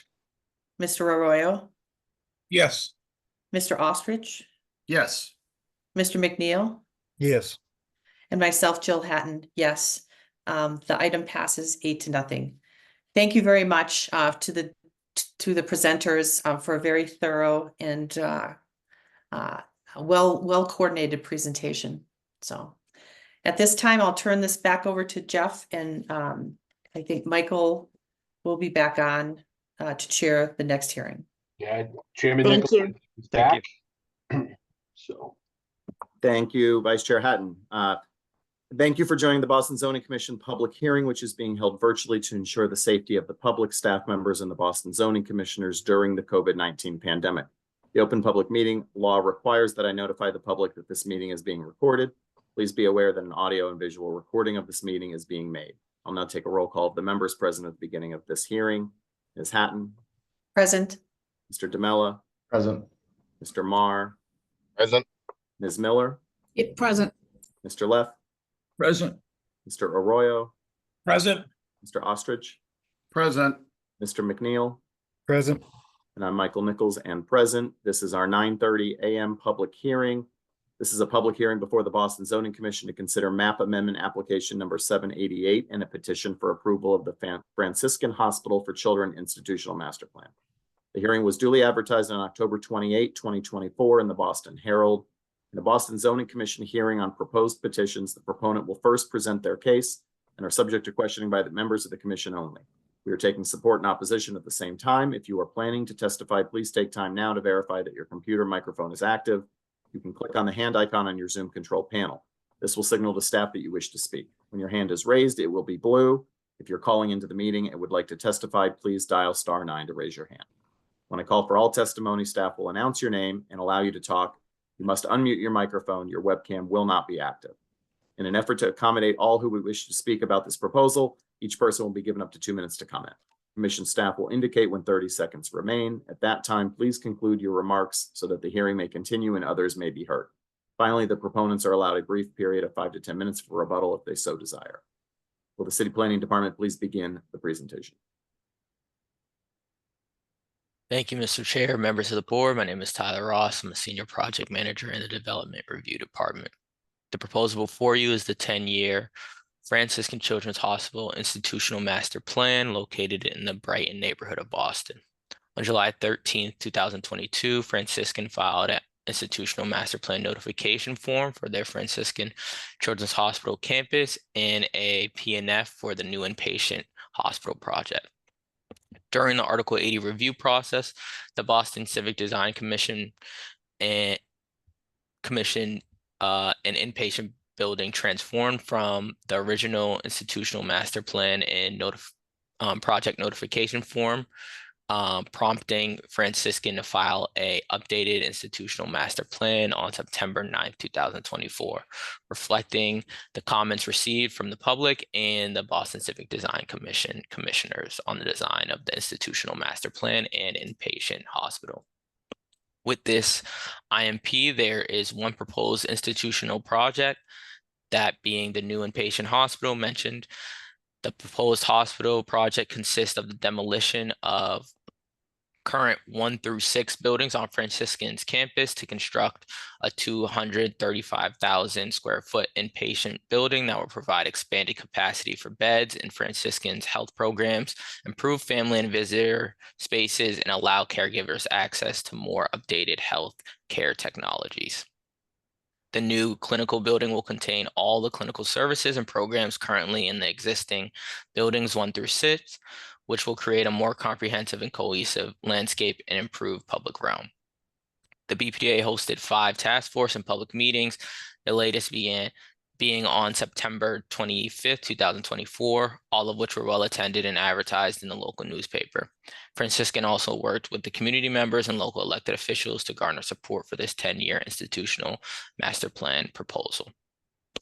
Now we'll turn it over to Michelle Yee to go over the planning context before Franciscan Hospital presents. Thank you to the members of the board, elected officials, city agencies who helped review the proposed Franciscan Children's Hospital institutional master plan. Thank you. Thank you, Tyler. Good morning, Mr. Chair and members of the commission. My name is Michelle Yee, and I am the planning review team planner assigned to this project. Next slide, please. The proposed 2022 to 2032 institutional master plan for the Franciscan Children's Hospital is located in the Allston-Brighton neighborhood district and currently comprises of 3 zoning subdistricts: the Kennedy Rock Conservation Protection Subdistrict, the Franciscan Children's Hospital Institutional Subdistrict, and the multifamily residential subdistrict. This portion of Warren Street is currently a mix of institutional and residential uses. In regards to transportation, the proposed project is 0.3 miles from the MBTA Warren Street Green Line Station and is serviced by the MBTA 57 bus route. Next slide, please.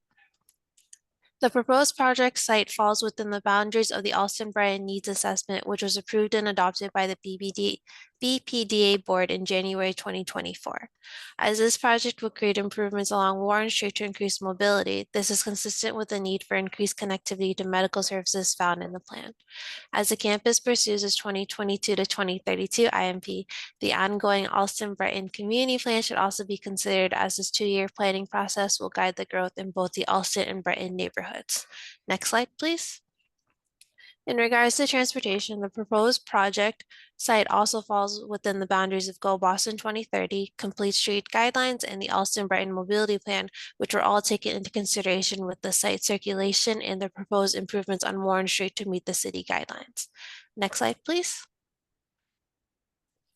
As the proposed project, a new clinical building will adhere to the dimensional regulations set forth in the proposed IMP. The proposed IMP will establish use and dimensional regulations for the campus and future development projects. Notable highlights for the project include transportation improvements, such as the replacement of surface parking to accommodate more open space, adding 2 crosswalks to Warren Street, including one at Monastery Way Path, and eliminating the unnecessary driveway at Cambridge Street, and improving pedestrian safety. Thank you, and now I'll turn it over to the hospital's team to present the project in more detail. Good morning, commissioners. My name is Lisa Hogarty. I'm the Senior Vice President of Real Estate Planning and Development for Boston Children's Hospital. About 18 months ago, Franciscan Children's joined the Boston Children's Hospital system, and now we have a formalized affiliation agreement, and Boston Children's has been supporting the Franciscan team on this IMP work. We'd like to thank Tyler Ross and the entire BPDA planning staff for all of their support. And I'll now turn it over to Dr. Joseph Mitchell, who's the president and CEO of Franciscan. Thank you, Lisa. Thank you very much for having me this morning. My name is Joe Mitchell. I'm the president of Franciscan Children's. I also want to echo Lisa's thanks to the BPDA, to our elected officials, to the planning staff for what has really been an incredibly collaborative process over many years. Franciscan Children's was founded in 1949 and is a leading provider of complex care for children, both in Boston and New England. We are the largest provider of inpatient behavioral health services in the city of Boston. We are the only pediatric rehabilitation hospital in New England. We operate one of the most important and impactful dental surgical programs in the greater Boston area. And we're proud to run a very unique special education school called the Kennedy Day School. You can go to the next slide, please. As Lisa mentioned, in July of last year, we officially became an affiliate of Boston Children's Hospital. This came on the backs of many decades of clinical collaboration and really a shared commitment to the community and to the children who we serve. We recognize that we, Franciscan, occupy an indispensable and critical part of the healthcare delivery system for kids, but we also recognize that we could do so much more to address the community's needs if we came together as one institution. And so we did so with four primary goals. First, to expand access to care for children suffering from behavioral health and medical and dental conditions. Second, to recruit, retain, and train the next generation of caregivers, which is particularly important given the staffing challenges that pediatrics faces today. Third, to invest in clinical research and innovation, both for complex medical kids, but also kids facing behavioral health challenges, which has been really an epidemic coming out of the pandemic over the last many years. And then finally, to modernize our campus on Warren Street in Brighton, which largely dates back to the 1950s and 60s. You can go to the next slide, please. We are delivering very complicated care on our campus. We operate a 48-bed post-acute care unit, which it requires very intensive technology, nursing, and support. And yet we're doing it in buildings that are not fit for purpose, that were designed in the 1950s and 60s when Franciscan was a convalescent hospital for children. And despite the wonderful caregivers and extremely high-quality programs we have, this creates many challenges for us, including the high cost to maintain our facility, the lack of private rooms, infection prevention, and other quality and safety challenges that you face when you're trying to deliver complex care in 2024 in facilities that were designed for care in the 1950s and 60s. We can go to the next slide, please. And so we have an urgency to act. And this is an incredibly exciting moment in time for both institutions as we embark on building the first standalone pediatric hospital really in a generation in the city of Boston, which has been badly needed for some time. And it's needed for three reasons. First, we're in the middle of a once-in-a-generation behavioral health epidemic, which began before the COVID-19 pandemic, but certainly has intensified since then. 1 in 4 children are depressed or anxious. We've seen suicide and suicide attempt increase really dramatically over the last many years, and children are suffering. About half of kids surveyed in the city of Boston last year talked about a persistent feeling of helplessness and hopelessness. So, Houston, we have a problem with kids, and we face losing a generation of kids if we don't do something and act urgently. Second is the types of kids that we're seeing on our campus have grown in their complexity and acuity, which means we need more contemporary spaces and infrastructure to support them and our staff.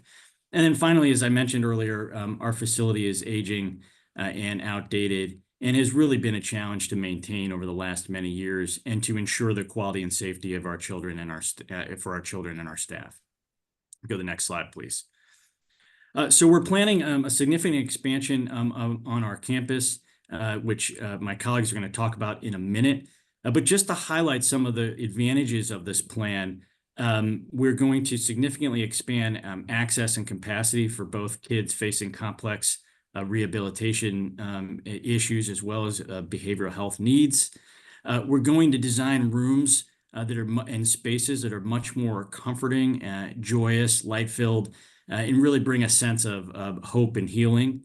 As I mentioned earlier, we do not have private rooms, which is really not the standard of care in 2024. All the rooms will be private. And we intentionally are going to design much better spaces for families and staff. The average length of stay that a child and family are with us is 70 days. And yet we don't have great spaces to accommodate families who are going through very difficult and traumatic challenges with their children. So in summary, we're very excited for this project. We can't thank you enough for your support and for the planning staff that's been working with us over the last many years. We have an opportunity to transform healthcare in the city of Boston for a generation and really emerge as a national leader and national model for rehabilitation medicine and behavioral health. With that, let me turn it over to my colleague, Martin Batt, who's the lead architect on the project. Thanks, Joe. Good morning, Chair Nichols and Commissioners. I will present the project in more detail. My name is Martin Batt. I am president of Isgenuity, the architects for the project. Next slide, please.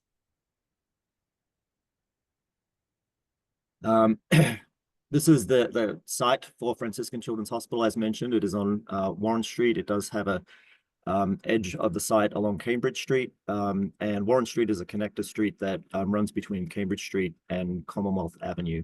Next slide, please. The area, as mentioned, does have some significant institutions along Warren Street, including Bright Marine, Brighton High School, Boston Green Academy, St. Elizabeth's Medical Centers. Main driveway also is on Warren Street. And then we do have some mid-scale residential on the Commonwealth Avenue end of Warren Street. Next slide, please. Just an overview, sort of looking from the Commonwealth Avenue side. You can see the Brighton Marine building on Warren Street, as well as the Brighton High School, a relatively recent residential development. And it just gives you the context of the buildings at Franciscan. As mentioned, they are scaled such that they are really not fit for purpose. They don't meet handicap accessibility codes and really do not provide the types of environments needed to provide the complex care that Franciscan provides. Next slide, please. Some views along Warren Street. Warren Street has not clearly had an upgrade in a significant amount of time. The sidewalks are pretty inhospitable to pedestrians and pretty narrow. So it's a unique opportunity for Franciscan for the area of sidewalk and public realm that abuts Warren Avenue to really transform the experience, pedestrian experience, and the public experience of Warren Street. Next slide. Some views from the other direction, again, just showing the sort of the overall feel of Warren Street. Very much a lack of street trees and other types of things that we would expect to see on a public realm today. Next slide, please.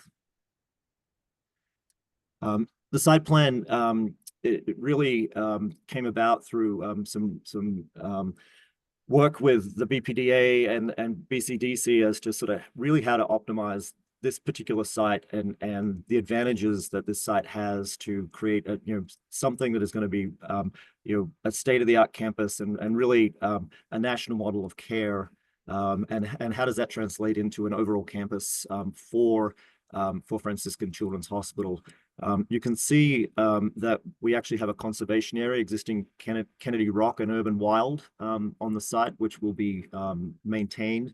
Right now, that Urban Wild, it's visible to Cambridge Street, but you really can't appreciate it or see it from Warren Street. The buildings block it. So we've actually created a sort of a new visual corridor that sort of allows views into the site all the way through the site to that urban conservation area, and really taken that inspiration and the idea of therapy and the idea of healing and infused the entire site with those concepts in a way that, not only we're healing patients, but we have the potential to impact the public in a way that reflects Franciscan's mission as healing. And so some of the things that we've done is we've expanded the public realm to allow for significant views into the campus.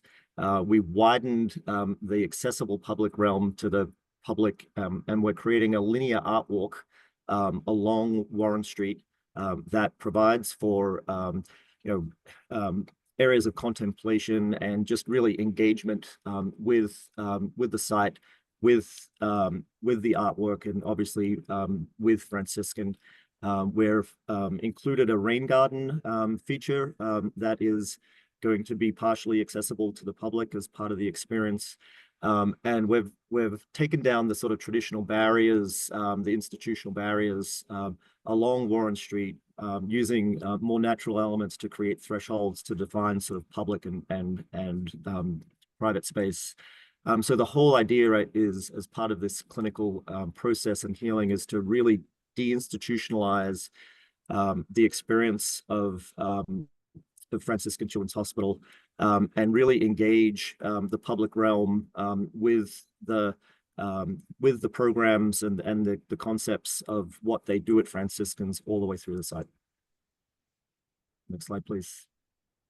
Some elevations of the building. The building is a 4-story building with basically on the ground floor opens up with some of the more public spaces such as cafeterias and lobbies into the site with 3 floors of clinical space and then a 2-story penthouse. So it just gives you the sort of overall view of the building from south and north elevations. Next slide, please. And this is the east and west elevations. Next slide, please. In section, the upper section is a cross section across the site. You can see the relative scale of the building. We're set back significantly from the adjacent mid-scale residential, so between 72 and 120 feet.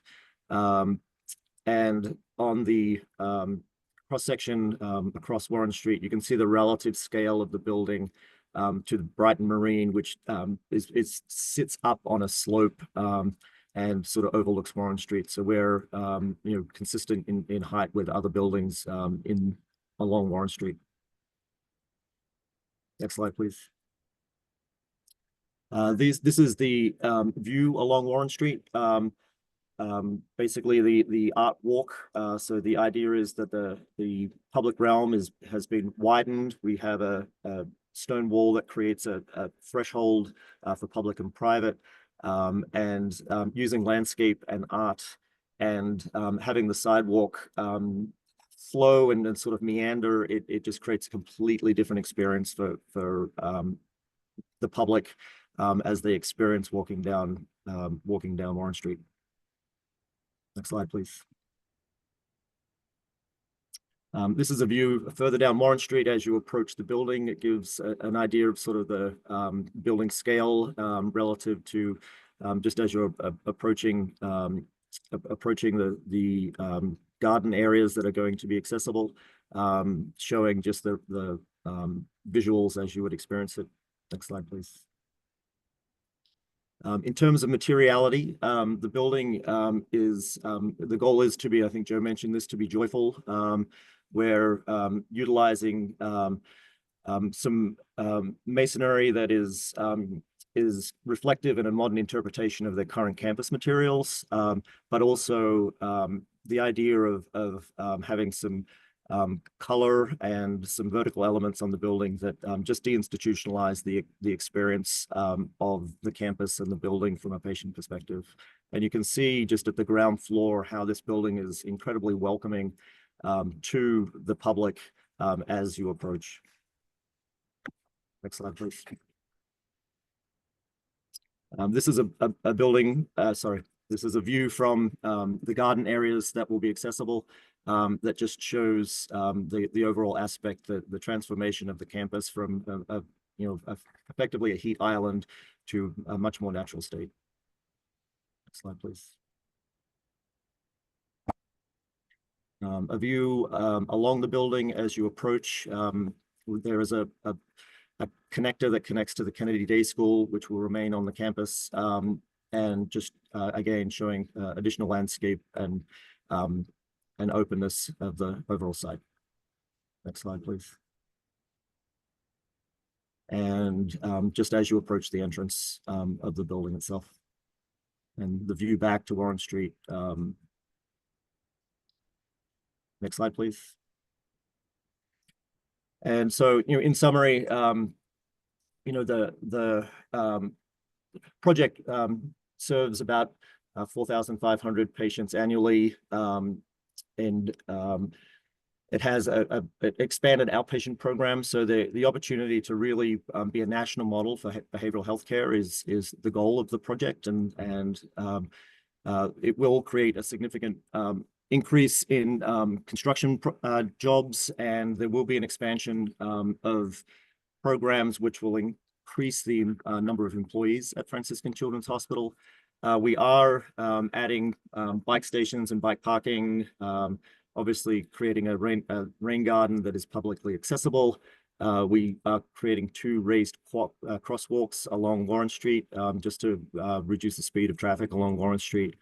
And we are targeting industry-leading carbon emissions index and LEED Gold. And obviously the building will meet all of the upcoming energy code requirements and will be electrification ready. That's the conclusion of the presentation. Thank you. Thank you for your presentation. We'll now see if we have questions from the commission only, followed by public testimony.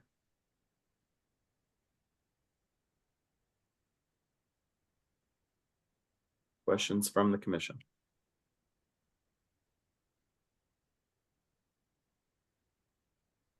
Hearing none, we will move to public testimony. I'd also ask commissioners to recall the prior testimony provided by Councilor Braden. If you are interested in offering public testimony, please at this time raise your hand and commission staff will call on you in the order in which you noted your interest in offering testimony. All right, thank you, Mr. Chairman. John Woods. John, go ahead and unmute you. Hello, my name is John Woods. I'm here this morning in support of the Franciscan Children's Institutional Master Plan and New Building Project. I've been the Executive Director of the Allston Brighton Community Development Corporation since 2018 and spent 7 years in the early 2000s as the organization's Director of Real Estate. I have over 30 years of experience in affordable housing and community development. From my long-standing work in the Allston Brighton community, I can say that Franciscan Children's is an important part of what makes our neighborhood so special. Their medical, mental health, educational, and dental services are crucial to the surrounding community. Franciscan is also an important employer to the city with over 30% of its employees living in Boston. I often make my way from our office in Brighton over to our community center in Allston, and I take enormous pleasure in walking down Warren Street by the important community institutions like Brighton Marine Center, St. Elizabeth, and of course, Franciscan's Children's Hospital. These symbols of caring that extend to the people of the neighborhood are a point of pride because these crucial resources symbolize that sense of caring and compassion that makes Allston Brighton a great place to live and work. I'm excited that Franciscan's new building will help increase its impact and reach even more children and families in need of medical and behavioral health services. This investment in children and families will have a long-lasting impact on the community and benefit future generations. I know this project will be critical and transformative to the neighborhood by creating a state-of-the-art therapeutic environment for patients, families, and staff. I'm also pleased and excited that the building project will show leadership in environmental sustainability. The community features described in the building plan, a new blue bike station, a rain garden, an art walk, new crosswalks on Warren Street will be a huge enhancement to the neighborhood. As the merger between Children's Hospital and the Franciscan Children's Hospital takes place, I'm pleased that the efforts to expand and modernize the Franciscan facility is coming to fruition. It helps to reinforce that the tremendously positive impact Franciscans has had here in Brighton will continue for many years to come. Thank you to the Zoning Commission for the opportunity to testify this morning and voice my strong support for the Franciscan Children's Campus modernization plans.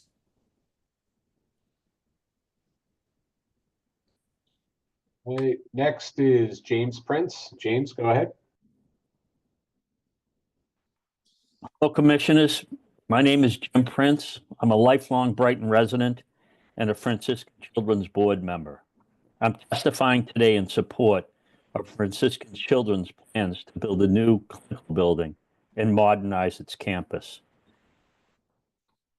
My entire professional career was spent working with children with significant behavioral health needs.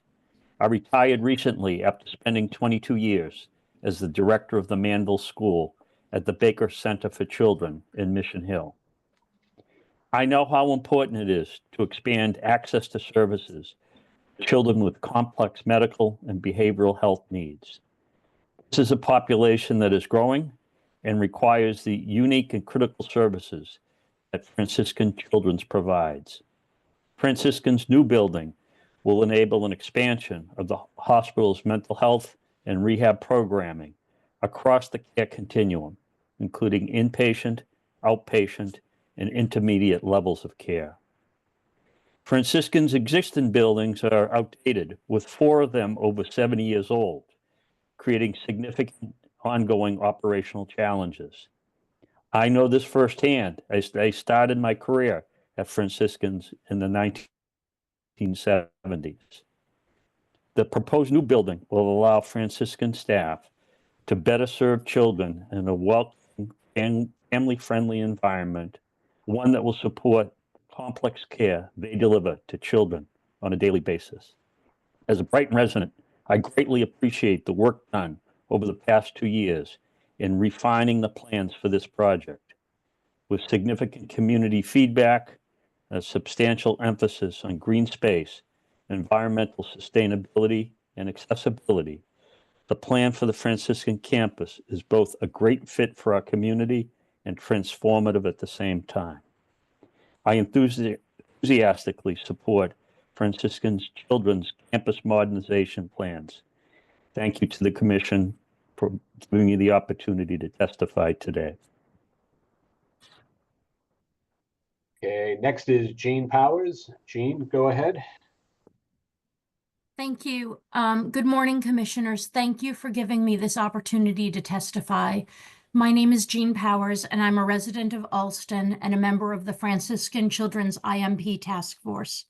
I'm speaking today in support of the Franciscan Children's Institutional Master Plan and New Building Project. I feel strongly about this project because my own family has benefited greatly from the expertise and compassion of Franciscans and Children's Mental Health Services. Without these services, my child would probably not be alive today. My child began experiencing extreme mental health issues during the pandemic and was hospitalized at both Franciscan's and Children's several times over the next few years. It was a frightening and painful time that we were able to navigate only with support and guidance from these dedicated mental health professionals. During the pandemic, demand for inpatient treatment was high and availability was limited.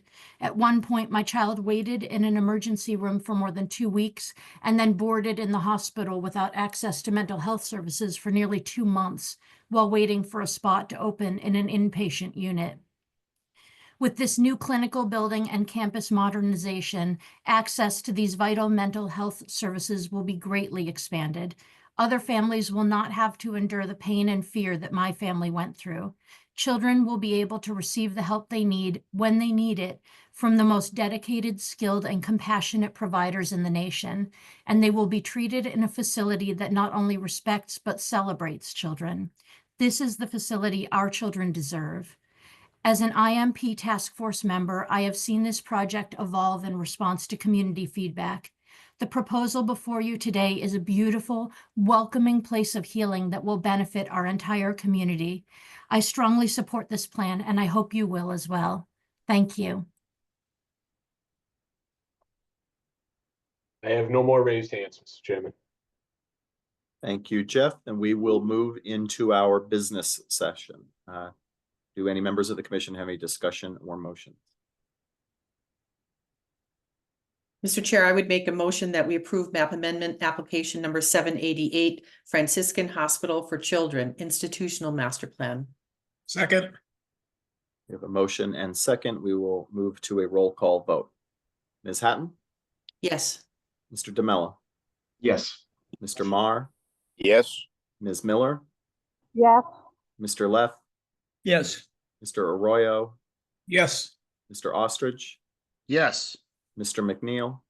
Yes. And I vote yes. It's a vote of 9 in favor and no opposed. Congratulations. Thank you, Commissioners. Thank you, Commissioner. Thank you. As we transition to our final hearing of the day, I believe we do have another member of the commission who is recusing from this hearing. Yes, that's me. Thank you. Commissioner Miller will not be on the line for this final hearing of the day. Thank you for joining the Boston Zoning Commission public hearing, which is being held virtually to ensure the safety of the public, staff members, and the Boston Zoning Commissioners during the COVID-19 pandemic. The Open Public Meeting Law requires that I notify the public that this meeting is being recorded. Please be aware that an audio and visual recording of this meeting is being made. And we'll now take a roll call vote of the members present at the beginning of this meeting. Ms. Hatton. Present. Mr. DeMello. Present. Mr. Marr. Mr. Marr. Mr. Leff. Present. Mr. Arroyo.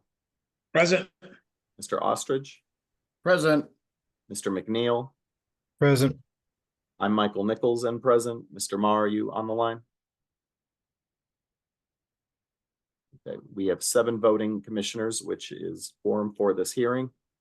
This is a public hearing before the Boston Zoning Commission to consider map amendment application number 789 filed by the City of Boston Planning Department. The hearing was duly advertised on October 31, 2024 in the Boston Herald. In a Boston Zoning Commission hearing on proposed petitions, the proponent will first present their case and are subject to the questioning by members of the commission only. We are taking support and opposition at the same time. If you are planning to testify, please take time now to verify that your computer microphone is active. Click the hand icon on your Zoom control panel. This will signal to staff that you wish to speak. When your hand is raised, it will be blue. If you are calling into the meeting and wish to testify, please dial *9 to raise your hand. When I call for all testimony, staff will announce your name, will be unmuted, your microphone will be active, your webcam will not be active. In an effort to accommodate all those who wish to speak about this proposal, each person will be given up to 2 minutes to comment. Commission staff will indicate when 30 seconds remain. At that time, please conclude your remarks so that the hearing may continue and others may be heard. Finally, the proponents are allowed a period of 5 to 10 minutes for rebuttal if they so desire. Will the Planning Department staff please begin the presentation? Thank you, Chair Nichols and members of the Commission. My name is Ebony DeRosa, and I'm a Senior Project Manager with the Development Review Division of the Planning Department. The proposed project before you is an Article 80E small project for Phase 1 of the Boston Water and Sewer Commission parking lots located at 980 Harrison Avenue.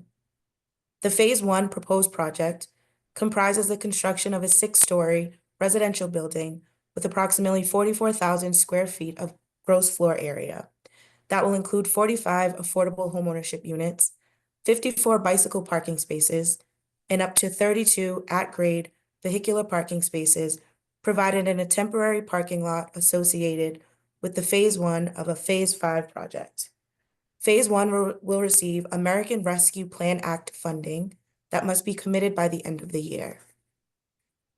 The proponent filed a small project review application for the proposed project on September 6, 2024.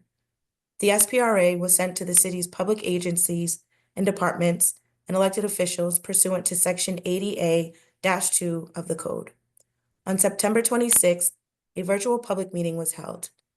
The public meeting was appropriately advertised in the Roxbury and South End newspapers, listed on the Planning Department website, and distributed to those enrolled in the Planning Department Roxbury and South End email lists. The comment period concluded on October 7th. In addition to the legally required Article 80 meeting that I previously described, I held a meeting on October 7th with the proponent and 6 community members to allow for further discussion on the proposal, which resulted in the proponent committing to continuing to engage with the group as the project progresses. The Phase 1 Article 80 small project review was just one step in a multi-year process of redevelopment that started approximately 18 months ago and included 6 public meetings as part of the disposition and proposal selection process.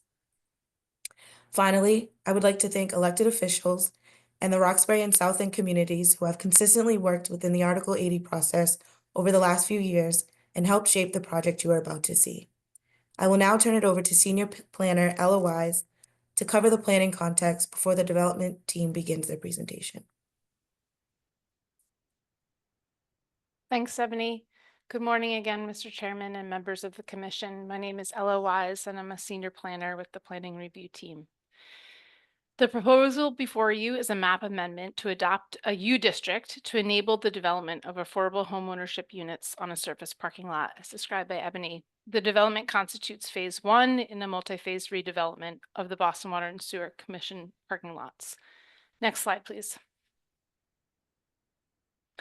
As shown here, the 5 BWSC or Boston Water and Sewer Commission parking lots are just north of Melnia Cass and east of Washington Street. The site under consideration today is only the one outlined in black here.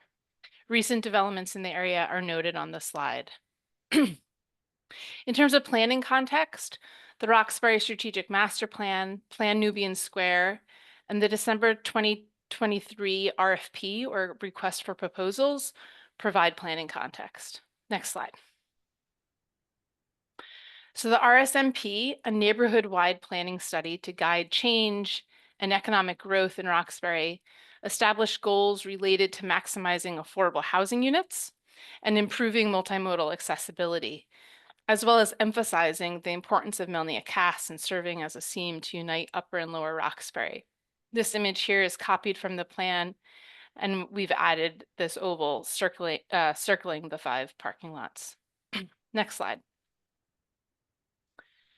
The proposed project is just outside of the boundaries of Plan Nubian Square. You can see the boundaries are the dashed blue line, and again, we've added that oval circling the lots. However, Plan Nubian was focused on guiding the use of, quote, public land for public good, and is therefore particularly relevant to the proposal. Plan Nubian recommends balancing commercial and residential opportunities with a mix of affordability levels, as well as the use of public funding to provide deep affordability. The proposal aims to leverage federal funding, as Ebony noted, to deliver exactly this kind of affordable housing and wealth building opportunities. Next slide, please. And then finally, the RFP. So the real estate team at the BPDA led a community engagement process to draft the RFP, which was released in December of last year. The RFP requires development of the parking lots to be consistent with the 2 neighborhood plans I just described, and to advance several development objectives, including creation of affordable housing and creation of wealth through homeownership opportunities. Next slide, please. So the planning context, the RFP, the selection process, the Article 80 review of phase 1 leads us to today. The phase 1 parcel is included in the South End Urban Renewal Plan, and any development of the site must accordingly be allowed by the Urban Renewal Plan. At its October meeting, the BPDA approved a minor modification, which is a non-substantive amendment to the Urban Renewal Plan, to amend the boundaries of Parcel 35, Urban Renewal Parcel 35, to include the entire phase 1 project site, and to allow the proposed uses. Minor modifications, as you know, are routinely used in order to ensure that the intended land uses, as outlined in the accompanying projects, are in compliance with the respective plan. In addition, the Planning Department is petitioning the Zoning Commission to adopt an Urban Renewal Overlay District, or a U District, which will supersede the base zoning and allow for the proposed uses and dimensions. The U District only applies to Urban Renewal Parcel 35, which includes only phase 1 of the site, as outlined on that first slide in black. The U District is the most effective tool for enabling phase 1 to be permitted and constructed, delivering these affordable homeownership opportunities in Roxbury. In addition, it is a tool that the city has used for similar affordable housing projects in Roxbury, including Northampton Street Residence, Whittier Choice, and others. Next slide, please. This chart compares some key facts about the proposed project to adopted zoning, planning, and policy. The proposed project's base zoning is the Article 50 Roxbury Neighborhood District, multifamily residential subdistrict. And as noted, the proposed U District would supersede the base zoning and allow for the proposed uses and dimensions, all of which are consistent with the planning context. Thanks for your time. And with that, I'll turn it over to the development team. Thank you, Ella. And good morning. My name is Gregory Minot. I want to thank the commissioners, city staff, and our elected officials for their time today. As Ella mentioned, today we'll be presenting the phase 1 of the Boston Water and Sewer Commission parking lot redevelopment to create new home ownership in Roxbury, bringing jobs and improved public realm, and bringing many sustainable features in terms of a green building and creation of open space.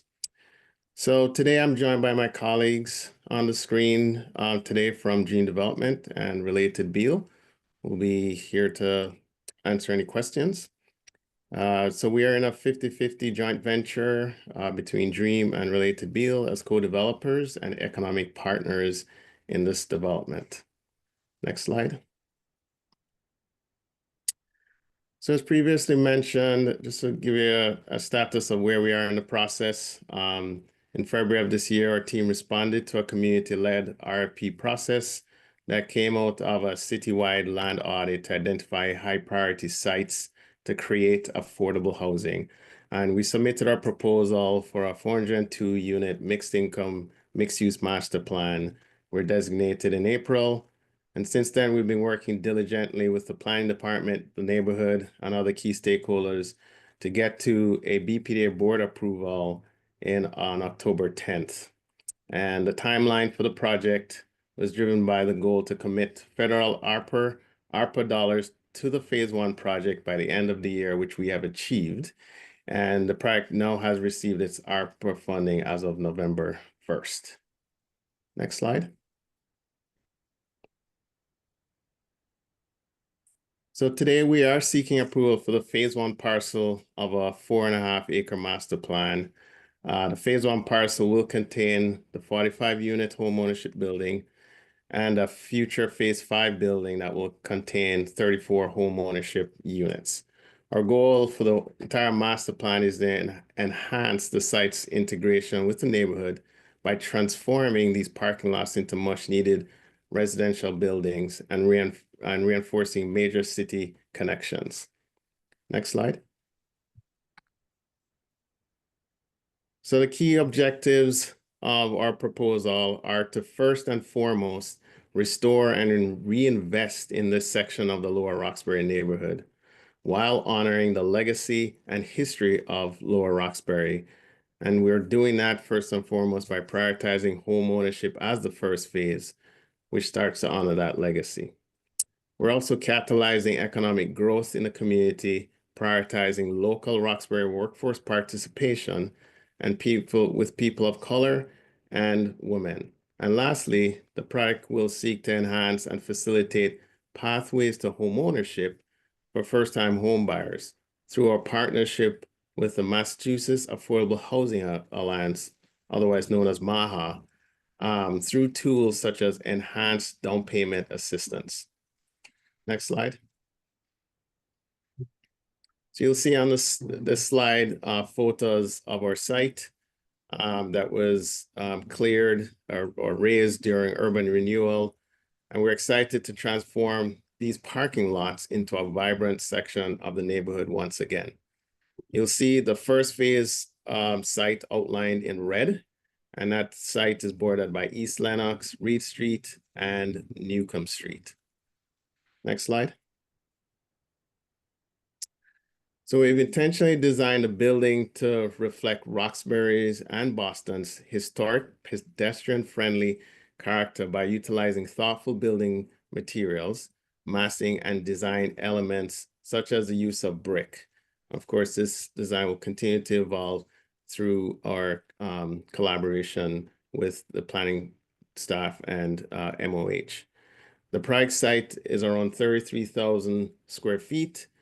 The building size is approximately 48,000 gross square feet. Again, it's 45 units of income restricted housing, restricted at 80% and 100% AMI. So, targeting teachers, firefighters, city staff as an example of the income levels that we're targeting to occupy this building. The building will be 6 stories, 70 feet in height, 1.9 FAR, 32 on-site parking spaces, which will be available on a first come, first served basis. And we're excited to deliver this building as our LEED Platinum Passive House 100% electric building. Next slide. So the phase 1 site plan, we prioritized Reed Street as the main pedestrian corridor.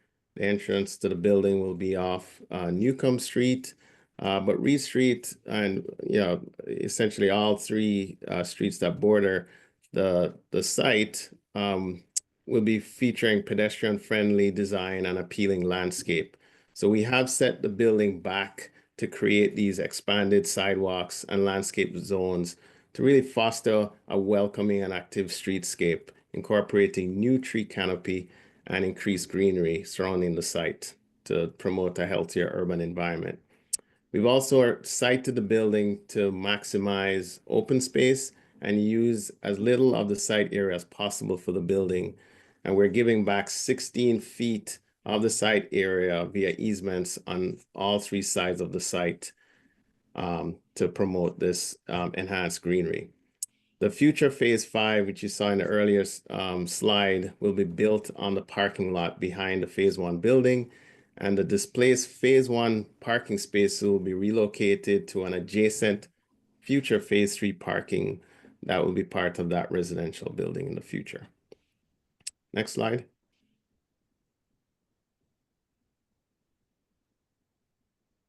So this is a typical street section. This one is through East Lenox. But what I want to highlight is that we're giving back approximately 16 feet of our site on all three sides to improve this public realm and to create these wider sidewalks and accommodate this new tree canopy.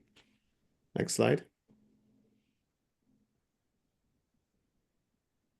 This is a view from East Lenox. And again, we're excited to bring this brick expression to fit into the neighborhood in the context of this 6-story building. Next slide. And this is a rendering from our RFP submission. The phase 1 building will overlook a future central open space, which is featured in this rendering. And the phase 1 building, the way that we're thinking and placing it on the site and the urban design moves, we're creating the framework to accomplish a seamless integration with future phases and the existing neighborhood. With that, I want to thank you for your time today. Can I just ask a quick question, Greg? Sure. On the phase 1, you said the entrance was on Newcomb Street. Would building services like trash and the ability for people to move in, move out occur behind the building into that area that looked like it was a short-term parking area, or it was brown? I just was curious if you could just describe how you're going to offer the residents the ability to have that type of service, given that parking is not going to be temporarily on the other lot, but just how do they get their trash out and what circulation, how that will be addressed? Thank you. Absolutely. Thank you, Jill. There's If you one go back, back to maybe. the site plan. I think Yeah. it's a few slides Just back. back. Yeah, right there. Yes.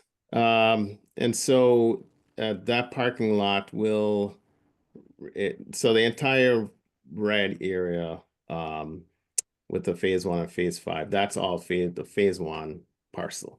Okay. So the parking lot will remain and be in service for the homeowners until the future phase 3 building comes online. So that will be, for all intents and purposes, their parking lot Right. for now until the foreseeable future. So between the parking lot and the phase 1 building, we're accommodating a secure, so the trash will be in the building for the most part until it needs to get taken out. And then it would be, for the period of a few hours, it will be contained within a secured fenced in location. Yeah. Between the parking lot and the building, and that would be secured. Okay. But all the access for those services are off Newcomb Street as well. It looks like there's another little driveway entrance. There, yeah. So there is a driveway off East Lenox. Okay, I see to that too. access the Okay. parking lot. Yep. So that's Okay. where you'd be able This to building come in, services. building services, move in, move out, Okay. trash. All right. et cetera. Thank you, Greg. Thank you. Absolutely. Other questions from commissioners for the project team?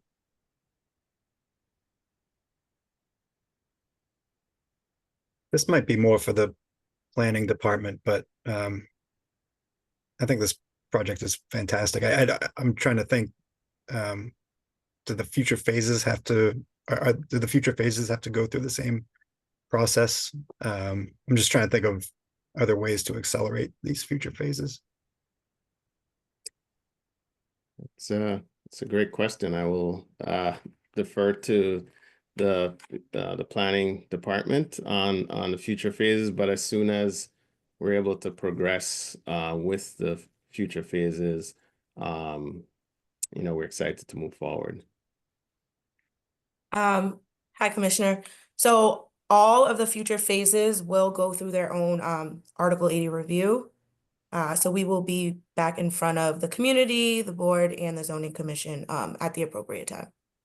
Okay, this is just for phase one. This is just for phase one, yeah. Okay.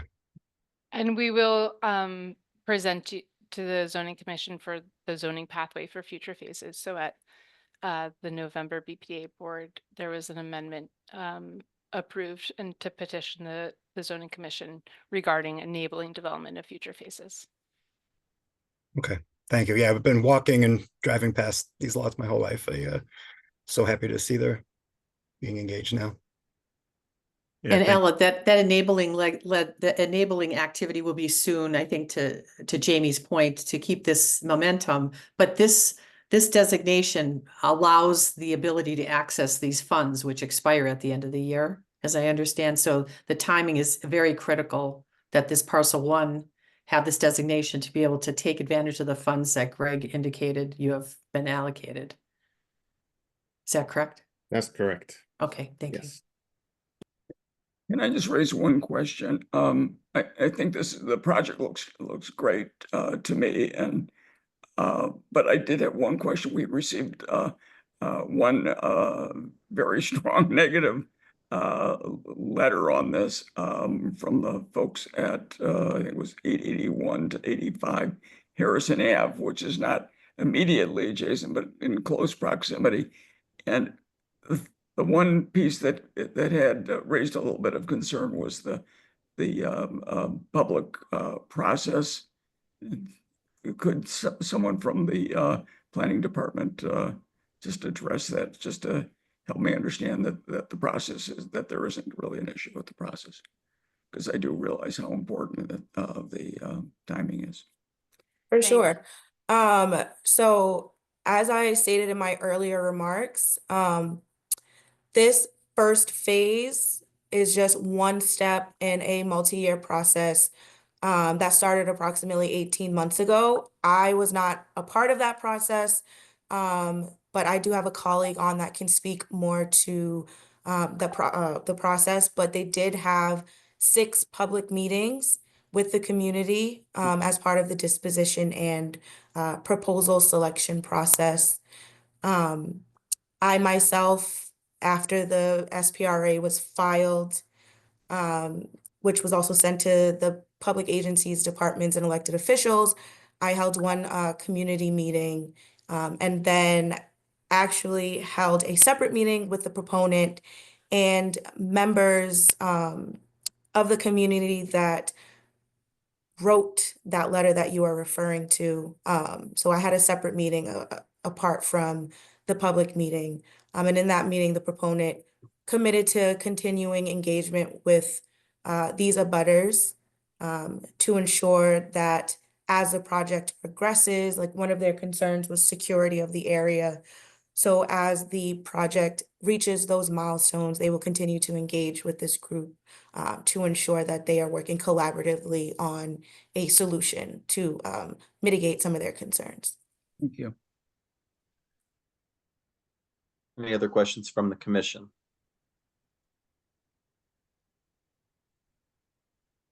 Hearing done, we will move to public testimony.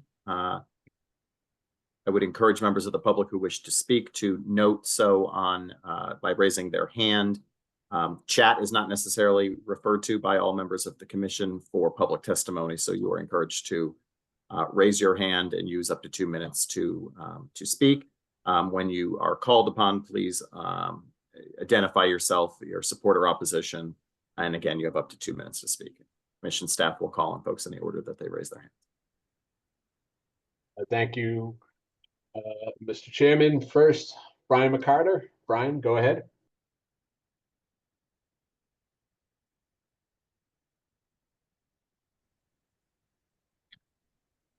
Sorry, am I unmuted? You are now. Hi, so I am Brian McCarter, one of the abutters to this project. I hear what you're saying today, but the facts of the situation are untrue. I'm still waiting for responses from John and Greg to my emails, so any commitments to engage the community aren't being met. We still view this as an abuse of the public process, and that there's false information in the BPDA board memo, as well as the presentation today. The boundaries of parcel 35 are beyond the boundaries of phase 1. So this zoning change will impact areas beyond phase 1. So any statement that this is only affecting phase 1 is untrue. We submitted an additional letter from the community with about 45 people since Monday have signed objecting to this zoning change. I think there was a lot of unanswered questions. We've got about 3 or 4 public records requests to the city to try to understand various phases and pieces of this process, and they have not been responded to. So we vehemently and unanimously have to say this should not move forward, and this matter either needs to be rejected or delayed to a later hearing where some of these issues can be addressed.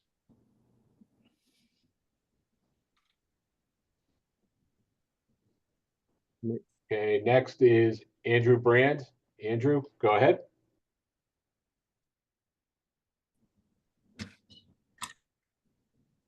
Can you hear me now? Yes. Okay. So I am a 27-year resident of the area. And while I strongly support phase 1, the owner-occupied units, I have the same concern that Brian has. According to the Boston zoning viewer, parcel 35 extends west of Newcomb Street. It was not outlined in black in the presentation nor in the red presentation that developers gave. So that extra land would also cover phase 3 of the project. There have been no hearings on phase 3, and so specifically our concern about phase 3 is that it would include some homeless set-aside housing. We've been trying, that is administered by the Mayor's Office of Housing. We've been trying to work with the Mayor's Office of Housing to get some confirmation that they would not be placing individuals with active addiction into those units. But as of late last night, or as of right now, we have not gotten that confirmation. We don't feel that putting people with an active addiction into an area that's right in the middle of an open air drug market will be beneficial to those people, and it will certainly exacerbate the conditions in the neighborhood that are already pretty bad. At least our ask, and we're the 45 people, is that you either reject the meeting until the zoning change until it can be clarified, or clarified here that it only affects phase 1 and not the area west of Newcomb Street, and thus phase 3.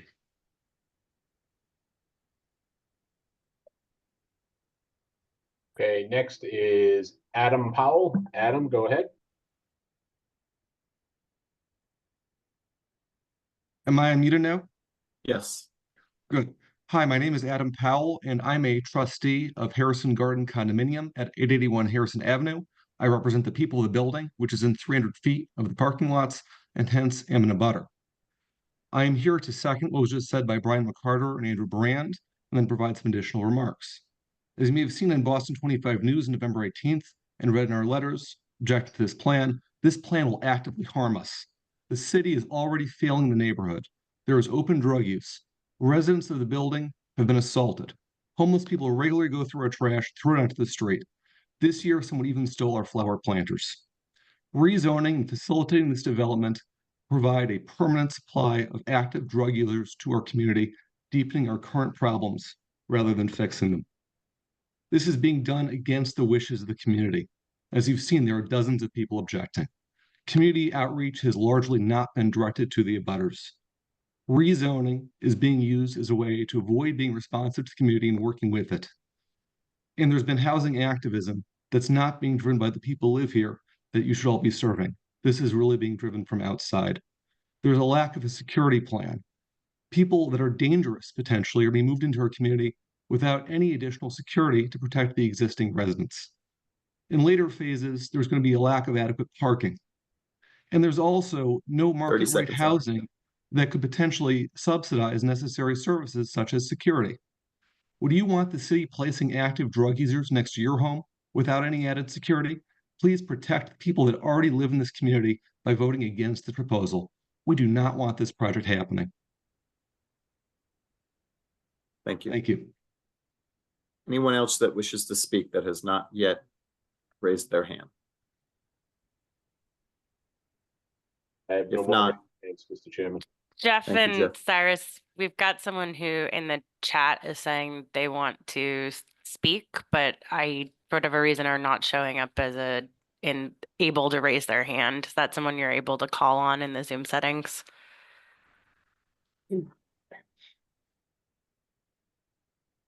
Hey, Kathleen, I don't see Jenny in the attendance list anymore, but I do see that Ray just put a message in the chat, and so I will promote him.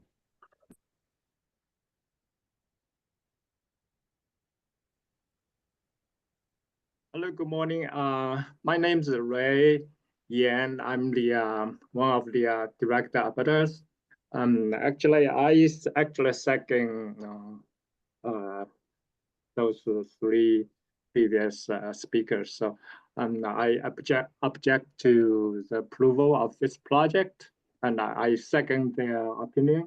And currently, actually, the street, even you already got sharp needles on the syringe, and by introducing this project and the city without taking care of this issue by introducing this project,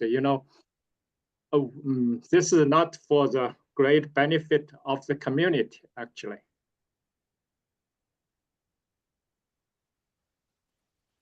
So, you need to improve the quality of life of the neighborhood, not, by making it worse. I think our project should keep this in mind, no matter what your goals is.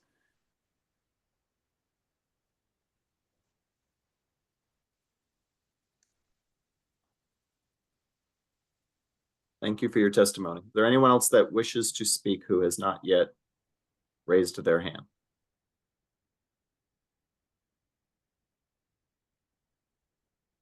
Seeing none, we will move to a brief period of rebuttal for either or both of the planning department and the project team. Yeah, this is John Barrows, Commissioner, and I am a member of the development team, and want to first thank you for hearing our presentation today, and want to thank the city staff for all of their work as well. We have been talking to Brian and those who spoke today, and Brian is right. He wrote a letter with a long list of issues, and has written some emails. We tried to answer some of the emails to the best we can. unfortunately, some of the issues that they're raising are beyond our project, and in fact, beyond this phase one building. But we are sympathetic to the qualities of life that we all have to deal with. I live not too far from the location currently. I understand some of the issues on our streets, but they're not issues that are, effectively are being caused by the creation of affordable housing. I think there's a little bit of misconception when we talk to them about who will live in these homes, right? These are homeowners, and people who are homeless can't qualify for the units we're building. These are for teachers, for firefighters, for members of the public that effectively serve our communities and oftentimes can't buy in the open market and units. And so it's really important housing. In future phases, there will be deeper affordability, and there will be questions around some of the deep affordable units that they're talking to. Looking forward to having that conversation. And in future phases, there will be other questions around parking and moving forward. And once again, I said to Brian, we'd love to continue to engage you about the parking plan and what we're trying to do. But once again, that can't be answered here in phase one. And so, although we're deeply sympathetic to issues that they've raised, we've done our best to try to answer those questions around garbage, security. But in fact, they're right. This is just phase one. It's a home ownership unit, and as they said, that's all we're trying to get approved here is phase one. It's the 45 units, and we look forward to engaging them and you in the future phases of the project. Thank you. Thank you for those statements. Would someone from the planning department please address the feedback about the zoning implications pursued at this time relative to the phase one project and any future phase? Yeah, thank you, Mr. Chair. I'm happy to follow up on that. We took a look at that letter as well, and can clarify that. We have Max here, who's a policy specialist on urban renewal, who can kind of walk through the technical details of parcel 35. Yeah, excuse me. Absolutely. Can you all hear me? Yes. Great. Thank you, Chair, Commissioners, Planning Department staff. Just want to acknowledge the comment that was made about parcel 35 and provide some clarification. So Brian and others who sent that letter, I assume that when you were looking at the zoning viewer, you were referring to the parcel that is labeled parcel 35 and 36B under the section that says land disposition agreements. That tag is actually related to metadata in the system and simply denotes the fact that when the parcels were conveyed, an LDA was attached to two of those parcels. It does not label that parcel as parcel 35. So urban renewal parcel 35 in the South End urban renewal area is indeed the parcel that is described in the minor modification from October 10th, 2024 BPDA board meeting. And moreover, I just want to add kind of as a side note here that the zoning viewer does not reference, it's not a regulatory tool, right? It's a reference and a research tool, and the governing tools that will communicate the actual boundaries of the parcels with regards to urban renewal are the South End Urban Renewal Plan and any minor modifications there too. So, happy to answer further questions about that. But again, just to put a finer point on it, parcel 35 is the parcel with the boundaries that are described in that minor modification. Thank you. Thank you. We will now move into our business session, where we will entertain discussion and or motions from members of the commission. Mr. Chair, I would just note, because I would like to make a motion on this, I think it's a very important project, acknowledge the opposition, and I do, why I feel comfortable that I'm going to make a motion is that the balance of the parcel will still undergo extensive public review, as Mr. Barrows had indicated. Also, I just wanted to note that we also received a number of written correspondence in advance of this meeting in support of the development of the parcel 1. And I think everyone is very clear this is just parcel 1. And there were a lot of supporting letters on parcel 1, 2, and for me, I also read the letter in opposition and I read the letters in support.